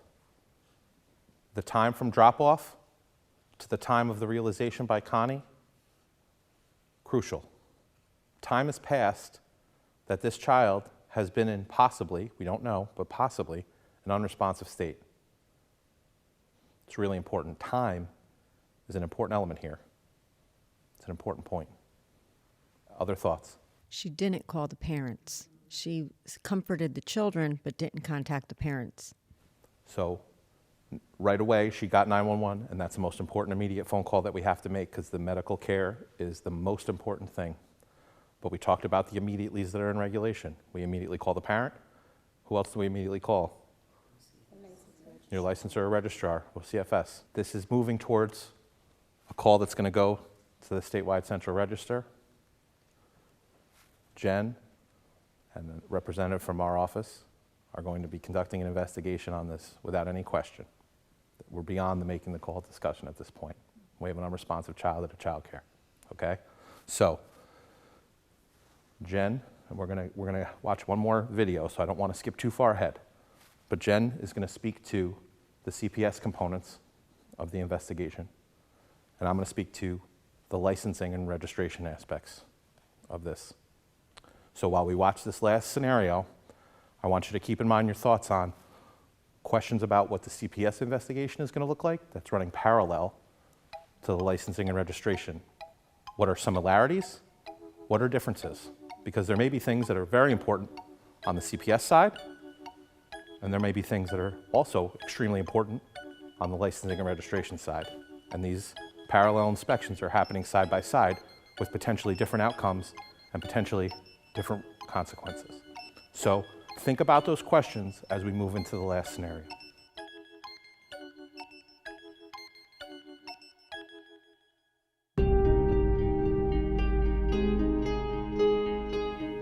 Once the paramedics left with Jake, Connie tried calling Jake's mom, Phoebe. Can I speak to Phoebe Smith? I tried to call Phoebe at work, and when I got through, I was told that she hadn't worked there for 3 months. I was stunned. What do you mean she hasn't worked there for 3 months? She hadn't mentioned anything about losing her job. She then tried contacting Phoebe on her cell phone. The phone just rang, and when I finally got through, the voicemail said the mailbox was full, and then it just disconnected. Connie then began going down the list of emergency contacts on Jake's Blue Card. I finally got a hold of Jake's grandfather, but he's not local, so he couldn't help.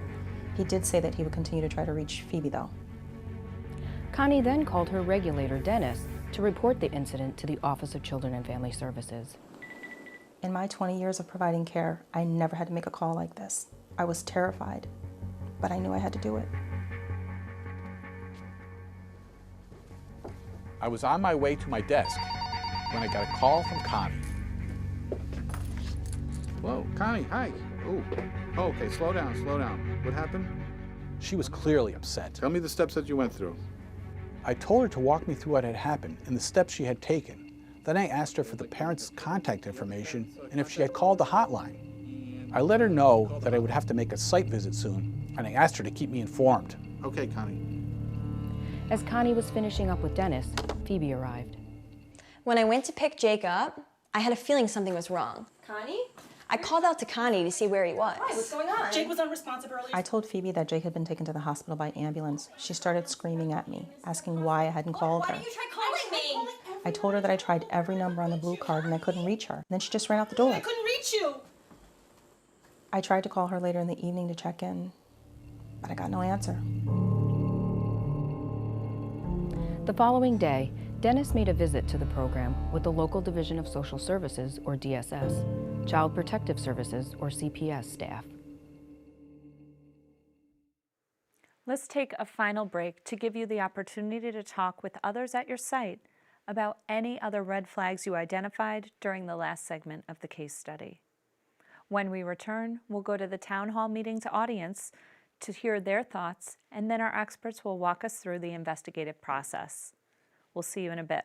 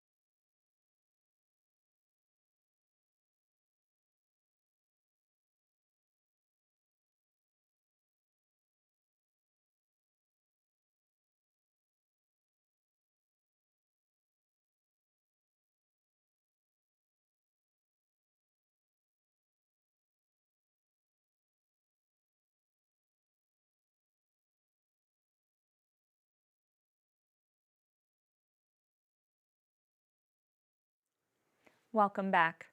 We're going to return to the town hall meeting to observe their wrap-up discussion of the investigative process scenario. Remember to write down concerns and suggestions discussed by the experts in the sections provided on page 5 of your participant materials. Let's watch. So before we get into the investigative process that's going to occur, any thoughts about what we saw in the final part of this situation? I think it's important as a child care provider to make sure we are reviewing contact information for parents, and it shouldn't be like once a year, a few times. Just making sure that all the contact is still correct. If the parent's cell phone was off, calling the work phone and making sure, hey, just making sure you're still working here, just keeping up to date with those things, because when accidents like those happens or emergencies, we have to have someone to contact. This is a nightmare scenario. This is something that I wish no one here and no one watching this training ever has to deal with. The reality is we are dealing with hundreds of thousands of children throughout the state of New York every day in childcare. So the odds are that at some point you're going to find yourself in an emergency situation with a child if you haven't already. Great point about contact information. We always want to know how to get a hold of not only the parent, but emergency contacts who are local. The grandfather lives somewhere else. While he's a good person to call and make aware of what's happened, he can't come and be present. This child who's heading to a hospital really could use a trusted adult to be with them, and that's why this is important. Along with the notification, this is why we're notifying, because what we're dealing with is a child who is now alone at a hospital. This is important. So contact information, to the best of our ability, should be as current as we can possibly get it. With cell phones nowadays, we want to be able to have a quick number we can get to. Text, call, notification as quickly as possible, and other people who can be available to take those calls. So now, a call has been made to the statewide central register. Dennis, the licensor, asked, did you make the call? So she calls folks over at the statewide central register and shares her version of the events. She found a child unresponsive in a car seat at her child care. That report is taken, comes over to the local district, comes over to OCFS, Division of Child Care Services, licensing staff. Could someone else have made a call as well. At the point where the parent came back in, she could have made a call because she left her child there and there was no healthcare check. It goes back to documentation. There was no documentation. Did you check on my child right when I walked out the door? Did you see if he was breathing? So Phoebe shows up angry. No one's gotten a hold of her. Child's not there. Child's at the hospital. As far as she's concerned, that child was dropped off in a healthy condition to the child care. Is it very possible that she's going to call in a report to the hotline? Yeah. So now we may have 2 reports that have come in. Anybody else that might call the statewide Central Register of Abuse and Maltreatment? So if the licensor hasn't received a report through our system, our automated system that sends them to us, the licensor as a mandated reporter absolutely would, if they haven't already received in front of them the report. It's a great point. Anyone else who may be making a call to the SCR? I would think the EMS or the hospital. So I see some nodding heads. So this is an unresponsive child who is in the care of an adult at a child care, and they're taking that child to the hospital. So any number of medical staff, EMS, fire and police, potentially anybody at the hospital sees this child once we get more information about what's going on with the child, because right now all we have is an unresponsive child. We don't know what the medical information is. So now Jen and I are going to talk a little bit about this investigative process, and what we want is for folks to think about questions they might have about how this process plays out. These were shorter videos to get us to this conversation. So we want this to be an open dialogue, a rich conversation about the 2 levels of investigation that will be happening now based on what happened here today and the information that we have. So Jen and I, me as the licensor, Jen as the local district staff, are going to come out to the program and we're going to do an investigation together. So Jen, what are some of the things that you're going to be looking for as a child protective worker? Well, in all likelihood, I'm going to be looking at 2 different reports. There's going to be a daycare report that comes across. I'm going to coordinate with Mark, and I'm also going to be looking at the child's home, his home of origin. So there's going to be many different things I'm looking at. The first thing I need to do, though, immediately is to assess safety of this child. Within 24 hours, I've got to assess. Lucky for me, he's at the hospital. That part I can kind of let go, and then I can move along with the things that I need to do. But our priority as a CPS worker is right now, is this child safe? The questions, all of that can come later, but the first priority is always to make sure that they're okay. So typically we would schedule to make a joint visit out to the daycare. We would probably talk a little bit first about the daycare provider's history, kind of what kind of reputation they have. Has there been a past concern about children in their care? We would have a conversation. We would get on the same page about what kinds of questions we might ask. If we're interviewing a child, we're probably going to want to do that together so that we're not having the child do multiple interviews. That's traumatic for children. So if it's a child that can speak, we're going to be talking together to the child. Depending on how many other children are at the daycare, we're going to be talking to each of the children to kind of see what they saw. It sounds like here this is a little guy, an infant, so obviously we're not going to get his take on what happened, but there could be other children around that might have seen what happened. And we're trained in talking to children in a way that's not going to lead them. Like, I'm not going to say to Joey, so Joey, did you see that the little guy wasn't awake, was he? We're very trained forensically and the kinds of questions to ask to make sure we're getting factual information from kids. So that's kind of the first step, was we're gonna plan before we go out to the home, ideally, the daycare, what kind of our process will be and how much of that we can share and kind of do together. And what we're doing in describing this is about sharing with you, this is public information. So nothing that we're sharing with you now about this process should be mysterious. This is what happens across the board, and it's available on our website to tell you exactly how a coordinated investigation between Child Protective Services and your licensor or registrar is going to look in your program. So we don't want this to be a surprise if this does happen or it's something that you have to deal with or you have to come across. There's no mystery here. It's going to be a consistent approach every time. Important things to note about the Child Protective line is while that's happening, Jen's lookout is whether someone may have abused or maltreated this child. If there was any act that occurred by a person legally responsible for that child. We don't know. at this point. That's why an investigation is happening. What is the licensing staff looking for? The licensing staff is looking to make sure that the child care provider followed the regulations and made sure they had all the documentation needed and took all the steps that were necessary for OCFS purposes. So no one here is a licensor. I've been a licensor, and I work for the Division of Child Care Services. But have we seen regulatory violations up to this point? There was the baby left in a car seat, not awakened, no daily health check. So there's been multiple.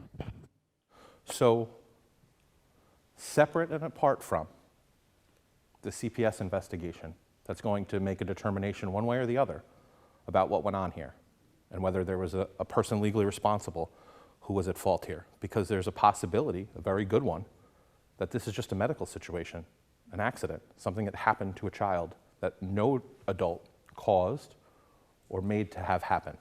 So this might just very well be a child who's a medically fragile child who had a medical incident that occurred and that no adult was personally responsible from a child protective standpoint. That being said, everyone here, show of hands, have we seen regulatory violations? Those regulatory violations are critical steps that were missed in the care of this child that could have serious implications regardless of the child protective investigation as to the status of this program, an otherwise stellar program with a provider who cares for children in an appropriate way up till now, who follows the regulations, who takes training, who has a good rapport with her licensor, who found herself making pretty serious missteps the day that this incident occurred. So this is going to play out, and there may be an adult who acted in a way that put that child in harm. Does someone have an example of what may have happened? This is all speculation. We didn't see it on the screen. But what may have happened to that child? The mother could have shook him, anything like that, because he was up crying all night. He was colicky. So we're making assumptions that wasn't in the video. However, through the course of the investigation, is it possible that mom, frustrated, potentially out of work, potentially not telling a lot of truth to her provider at least about that, and having trouble sleeping, who frantically showed up to the child care, may have had a difficult night with that child the night before. And there may be signs when that child gets to the hospital that this child has been shaken. That may play out in this case. Ever more important, why we're checking this child immediately upon arrival, because those signs that we're trained to observe for would appear to us right away. Minimally, if the child's unresponsive, we're calling 911 immediately. And we're knowing that because we're lifting the child out of the car seat. A responsible adult, that program, who's a caregiver, is going to take that child out of that car seat and know what's going on with that child immediately. This is heavy stuff. This is a lot.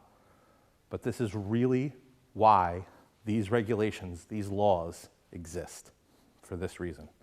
So anything else, Jen, that you want to share about the process from a child protective standpoint? So we would go out to the daycare most likely first. There's also probably going to be a report because we don't know if this happened at the child's home. So the CPS worker is going to go to the child's home. We have to assess safety there.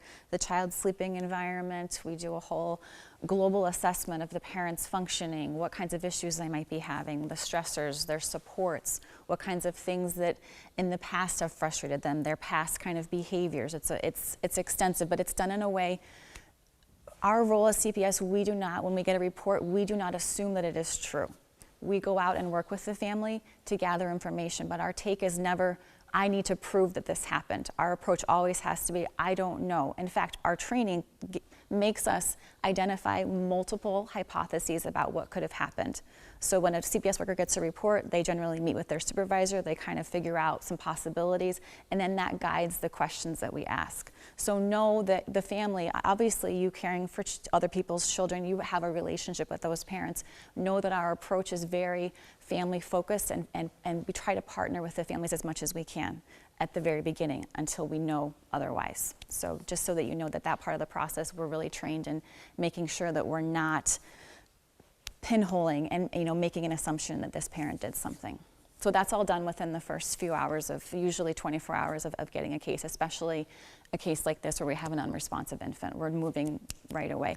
Also, what might be happening is if law enforcement hasn't been involved and we get any kind of indication that the child's at the hospital and has been shaken or has some other kind of trauma, we have to involve our law enforcement, because then there's possible criminal charges that are involved in a more detailed partnered investigation.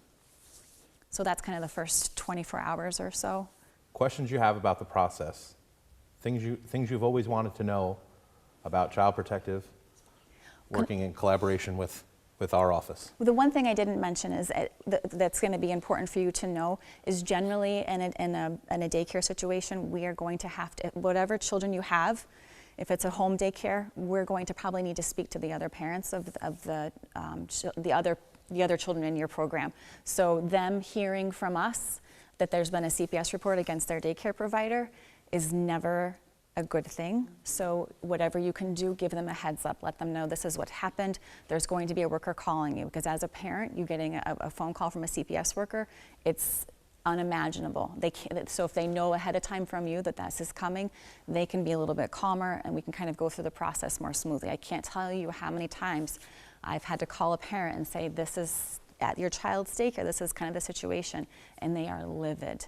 And generally they take the child out of the program. It's just not a good situation. So not to scare you, but that's part of what we have to do. We have to make sure that whatever children are in your care, that we're not just focusing on the one child, but that all of the children in the care. It's a little bit different when we talk about daycare centers and there's multiple classrooms. So we're not doing the entire daycare center. We are probably going to do the children that were in that room that could have been affected safety risk-wise by the people caring for them in that room. And I want to stress the importance of, if you have questions during this process, if this were something that you were to find yourself involved in, you have the Child Protective Worker, you have your licensor or registrar who will partner with you on this discussion. As Jen said very clearly, the assumption isn't that you've been engaged in wrongdoing. The assumption is that something bad has happened to this child and we have to figure out what that was, what happened.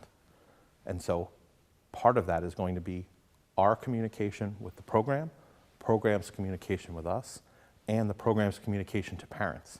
If in the same way I'm only hearing about it the first time through a Child Protective report, if the parent is only hearing about this for the first time from a Child Protective report, that's going to change the way they interact with the program. Did you have a question? Yes, I was wondering, do you check the child's medical history? And if you do, how quickly do you do that? Depending on, like I said, the first thing we do is make sure the child is safe. So if he's at the hospital safe, part of that is that's my first step. When we're trying to figure out what has happened, we're definitely going to ask the parent to sign a release for us to get any kind of relevant medical information.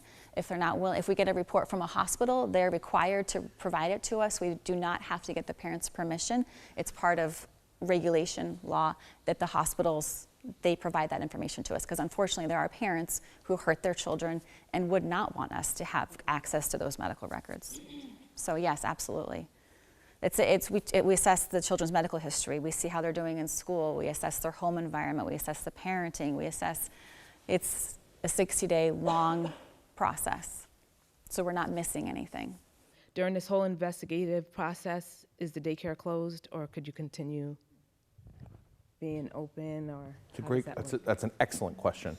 So if there is an investigation happening that's involving Child Protective Services and the Office of Children and Family Services, your licensing and registration agency, what is going to happen is this is going to be an ongoing investigation. If it were to come out that there was an event that occurred at the child care where, let's say, Connie, who we really enjoy, was at fault, and we have proof, evidence, that Connie may have harmed this child, Connie would not be continuing to operate, and we would take the license in a suspension if that were the case. while the investigation is happening, there is not going to be an impact on the program until there's information that would suggest otherwise. Proof, evidence that there was some wrongdoing on the part of the program. There is an enforcement process that occurs when there are regulatory violations that go beyond the health and safety of children when children are placed at immediate risk of serious harm.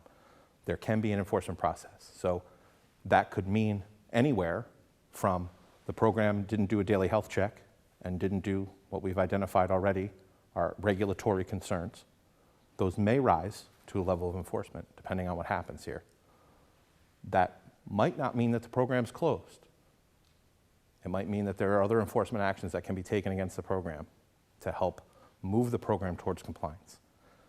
This is a sad situation, and hopefully one that Connie hasn't contributed more than what we've seen.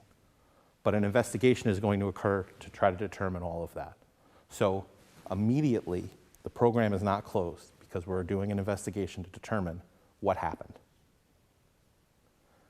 Now, that being said, there could be enforcement action taken by the office if it's found that Connie was negligent in her care of this child in a way that placed the child at additional risk of serious harm. It's a great question. So the report gets called into the SCR. The SCR immediately, we get a noisy alert, the SCR immediately assigns the county. So the county, there's usually an intake unit.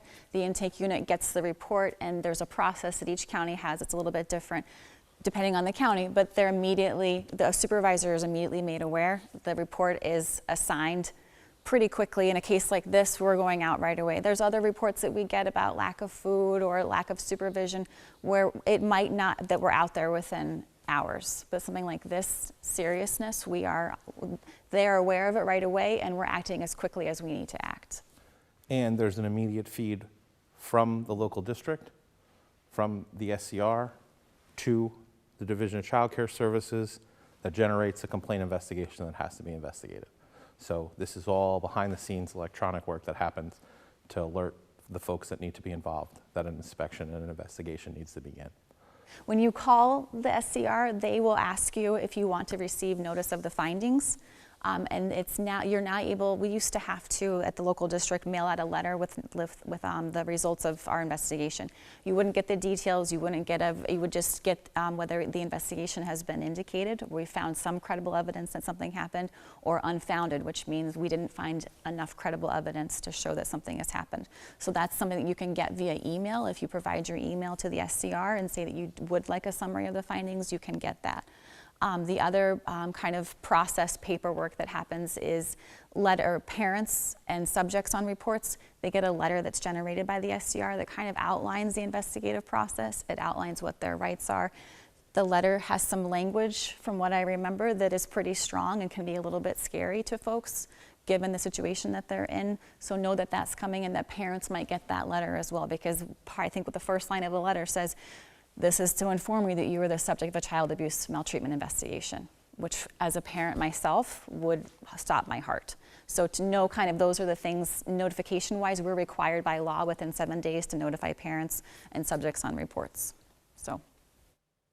And there will be, as part of the licensing investigation, the results as you would receive them on an inspection would be sent to you, including the allegations, and including any violations of regulation that have occurred. That would come in that parallel process that's occurring between the SCR, from the local district staff doing the CPS investigation to our staff looking for regulatory violations. So there's the possibility that there are regulatory violations and enforcement action taken against the program and not an indication on the SCR side.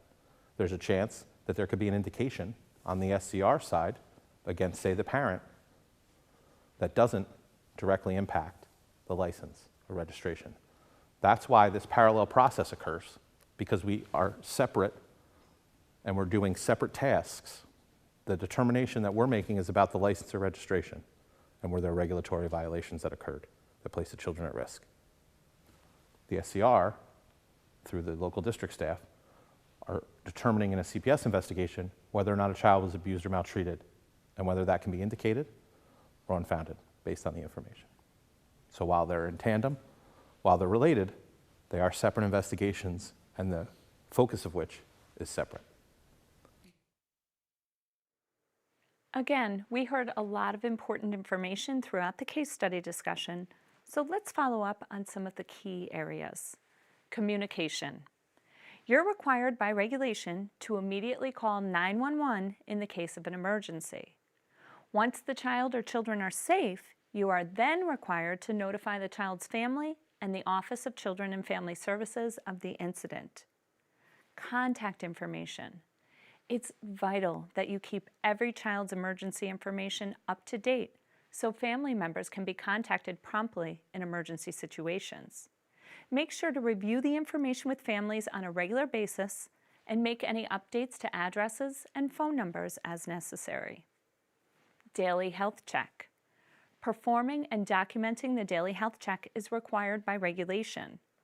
Additionally, Section 3 of the healthcare plan states that this check will be done on each child when he or she arrives at the program and whenever a change in the child's behavior and/or appearance is noted.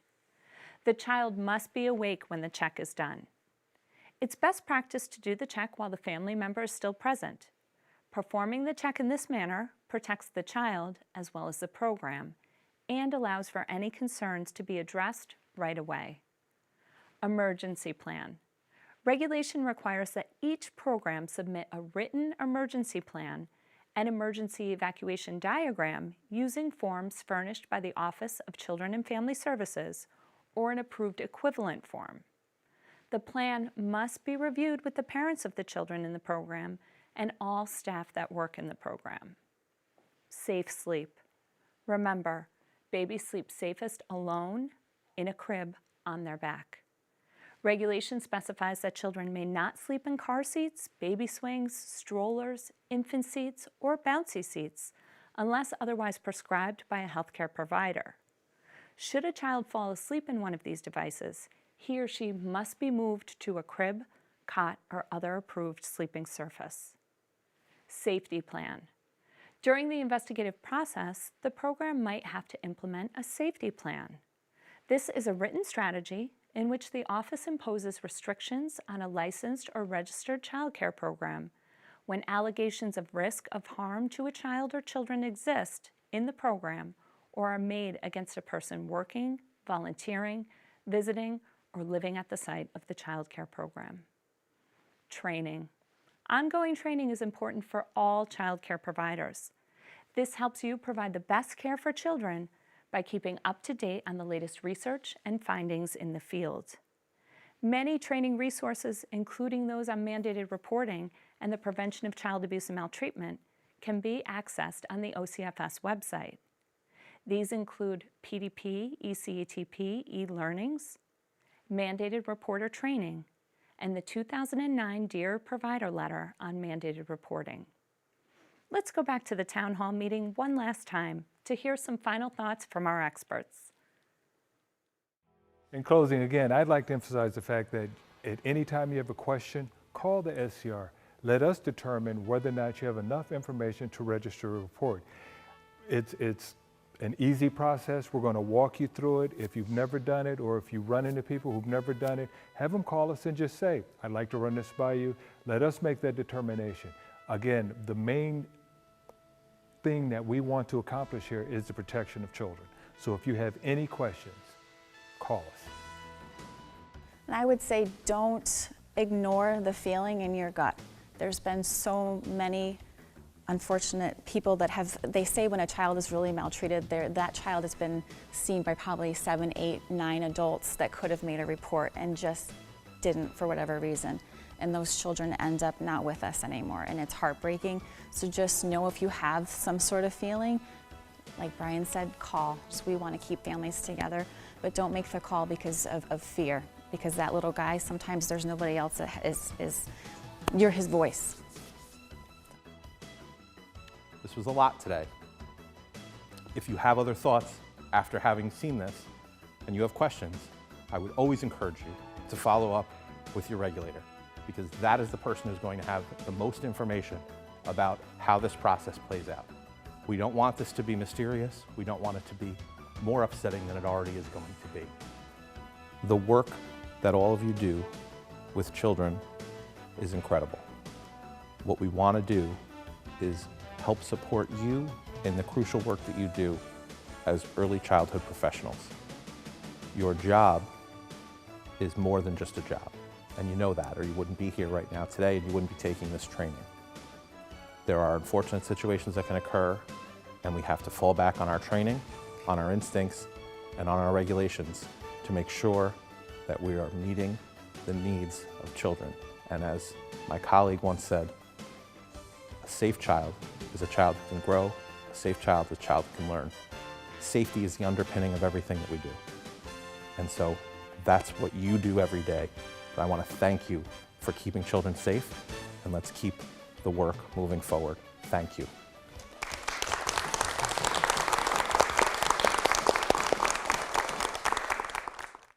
We sure have covered a lot of important and valuable material today.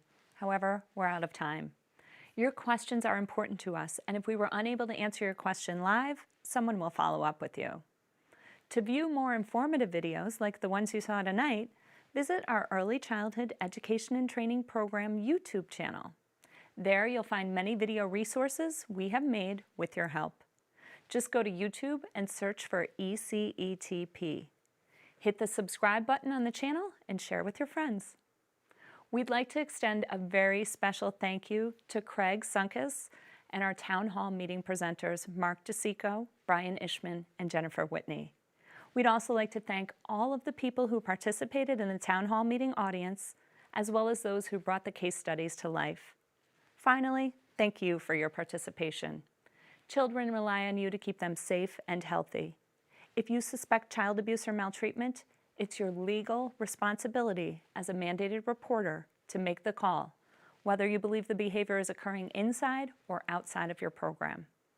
Please stay tuned for the post-test, and remember to sign the attestation statement at the end of the test and the roster so you receive credit for tonight's training. Have a good night.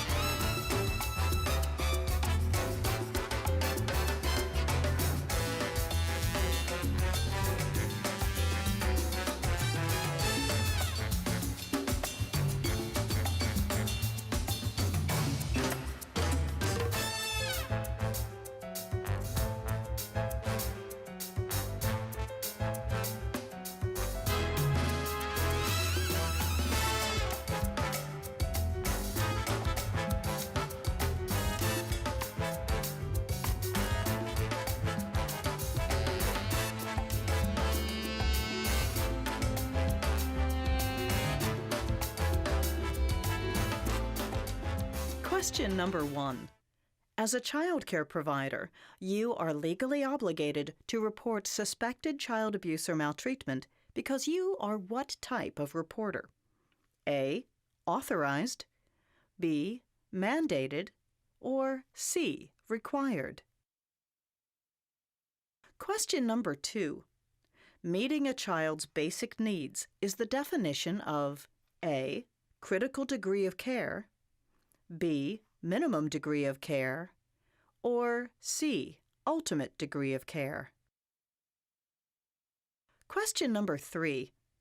Physical and behavioral signs exhibited by children and parents that may point to abuse or neglect are called A. Indicators, B. Incriminations, or C. Identifiers. Question number 4. reasonable cause to suspect child abuse or maltreatment is based on your A. gut feeling and discussions with colleagues, B. collection of data, facts, and eyewitness accounts, or C. rational observations, professional training, and experience. Question number 5. When reporting an incident to OCFS, A. communication via email is preferred. B. It's okay to just leave a message on a machine. Or C. You must speak to a live person. Question number 6. Law states that reporting child abuse or maltreatment, A. can be passed on to a designated reporter such as director. B. must be done by calling the SCR as soon as you suspect something. Or C. should only be done after conducting an internal investigation. Question number 7. According to regulation, which of the following is an acceptable place for children to sleep? A. crib, B. baby swing, or C. stroller? Question number 8. For children who require emergency medical care, regulation requires programs to immediately call A. OCFS, B. parents, or C. 911. Question number 9. Health checks must be conducted and documented A. daily on an awake child, B. only on sick children, or C. whenever there is time. Question number 10. Babies sleep safest A. alone on their back in a crib, B. on their tummy in a crib, or C. in a crib surrounded by comfort items.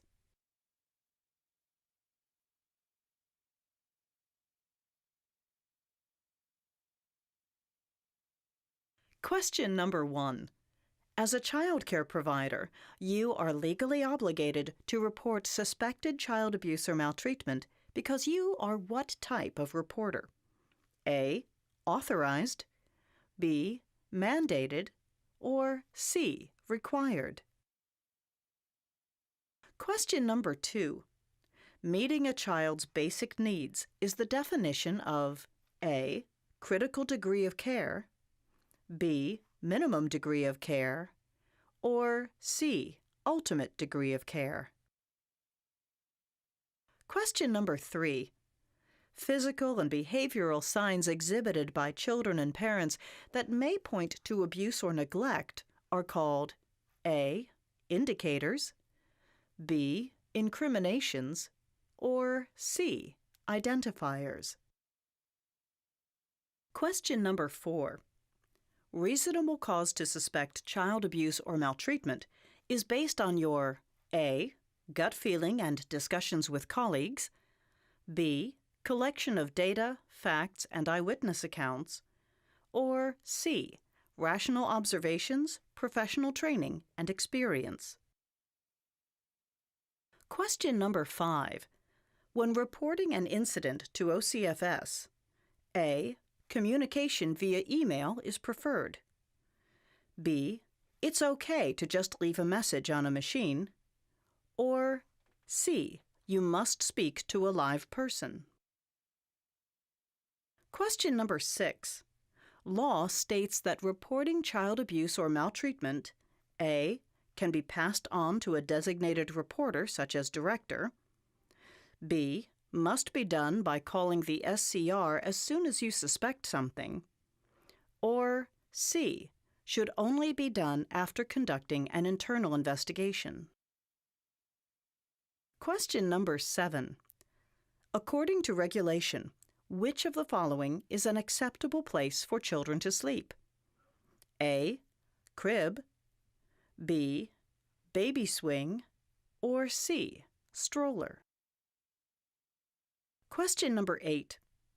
For children who require emergency medical care, regulation requires programs to immediately call A, OCFS, B, parents, or C, 911? Question number 9. Health checks must be conducted and documented: A, daily on an awake child, B, only on sick children, or C, whenever there is time. Question number 10. Babies sleep safest: A, alone on their back in a crib, B, on their tummy in a crib, or C, in a crib surrounded by comfort items.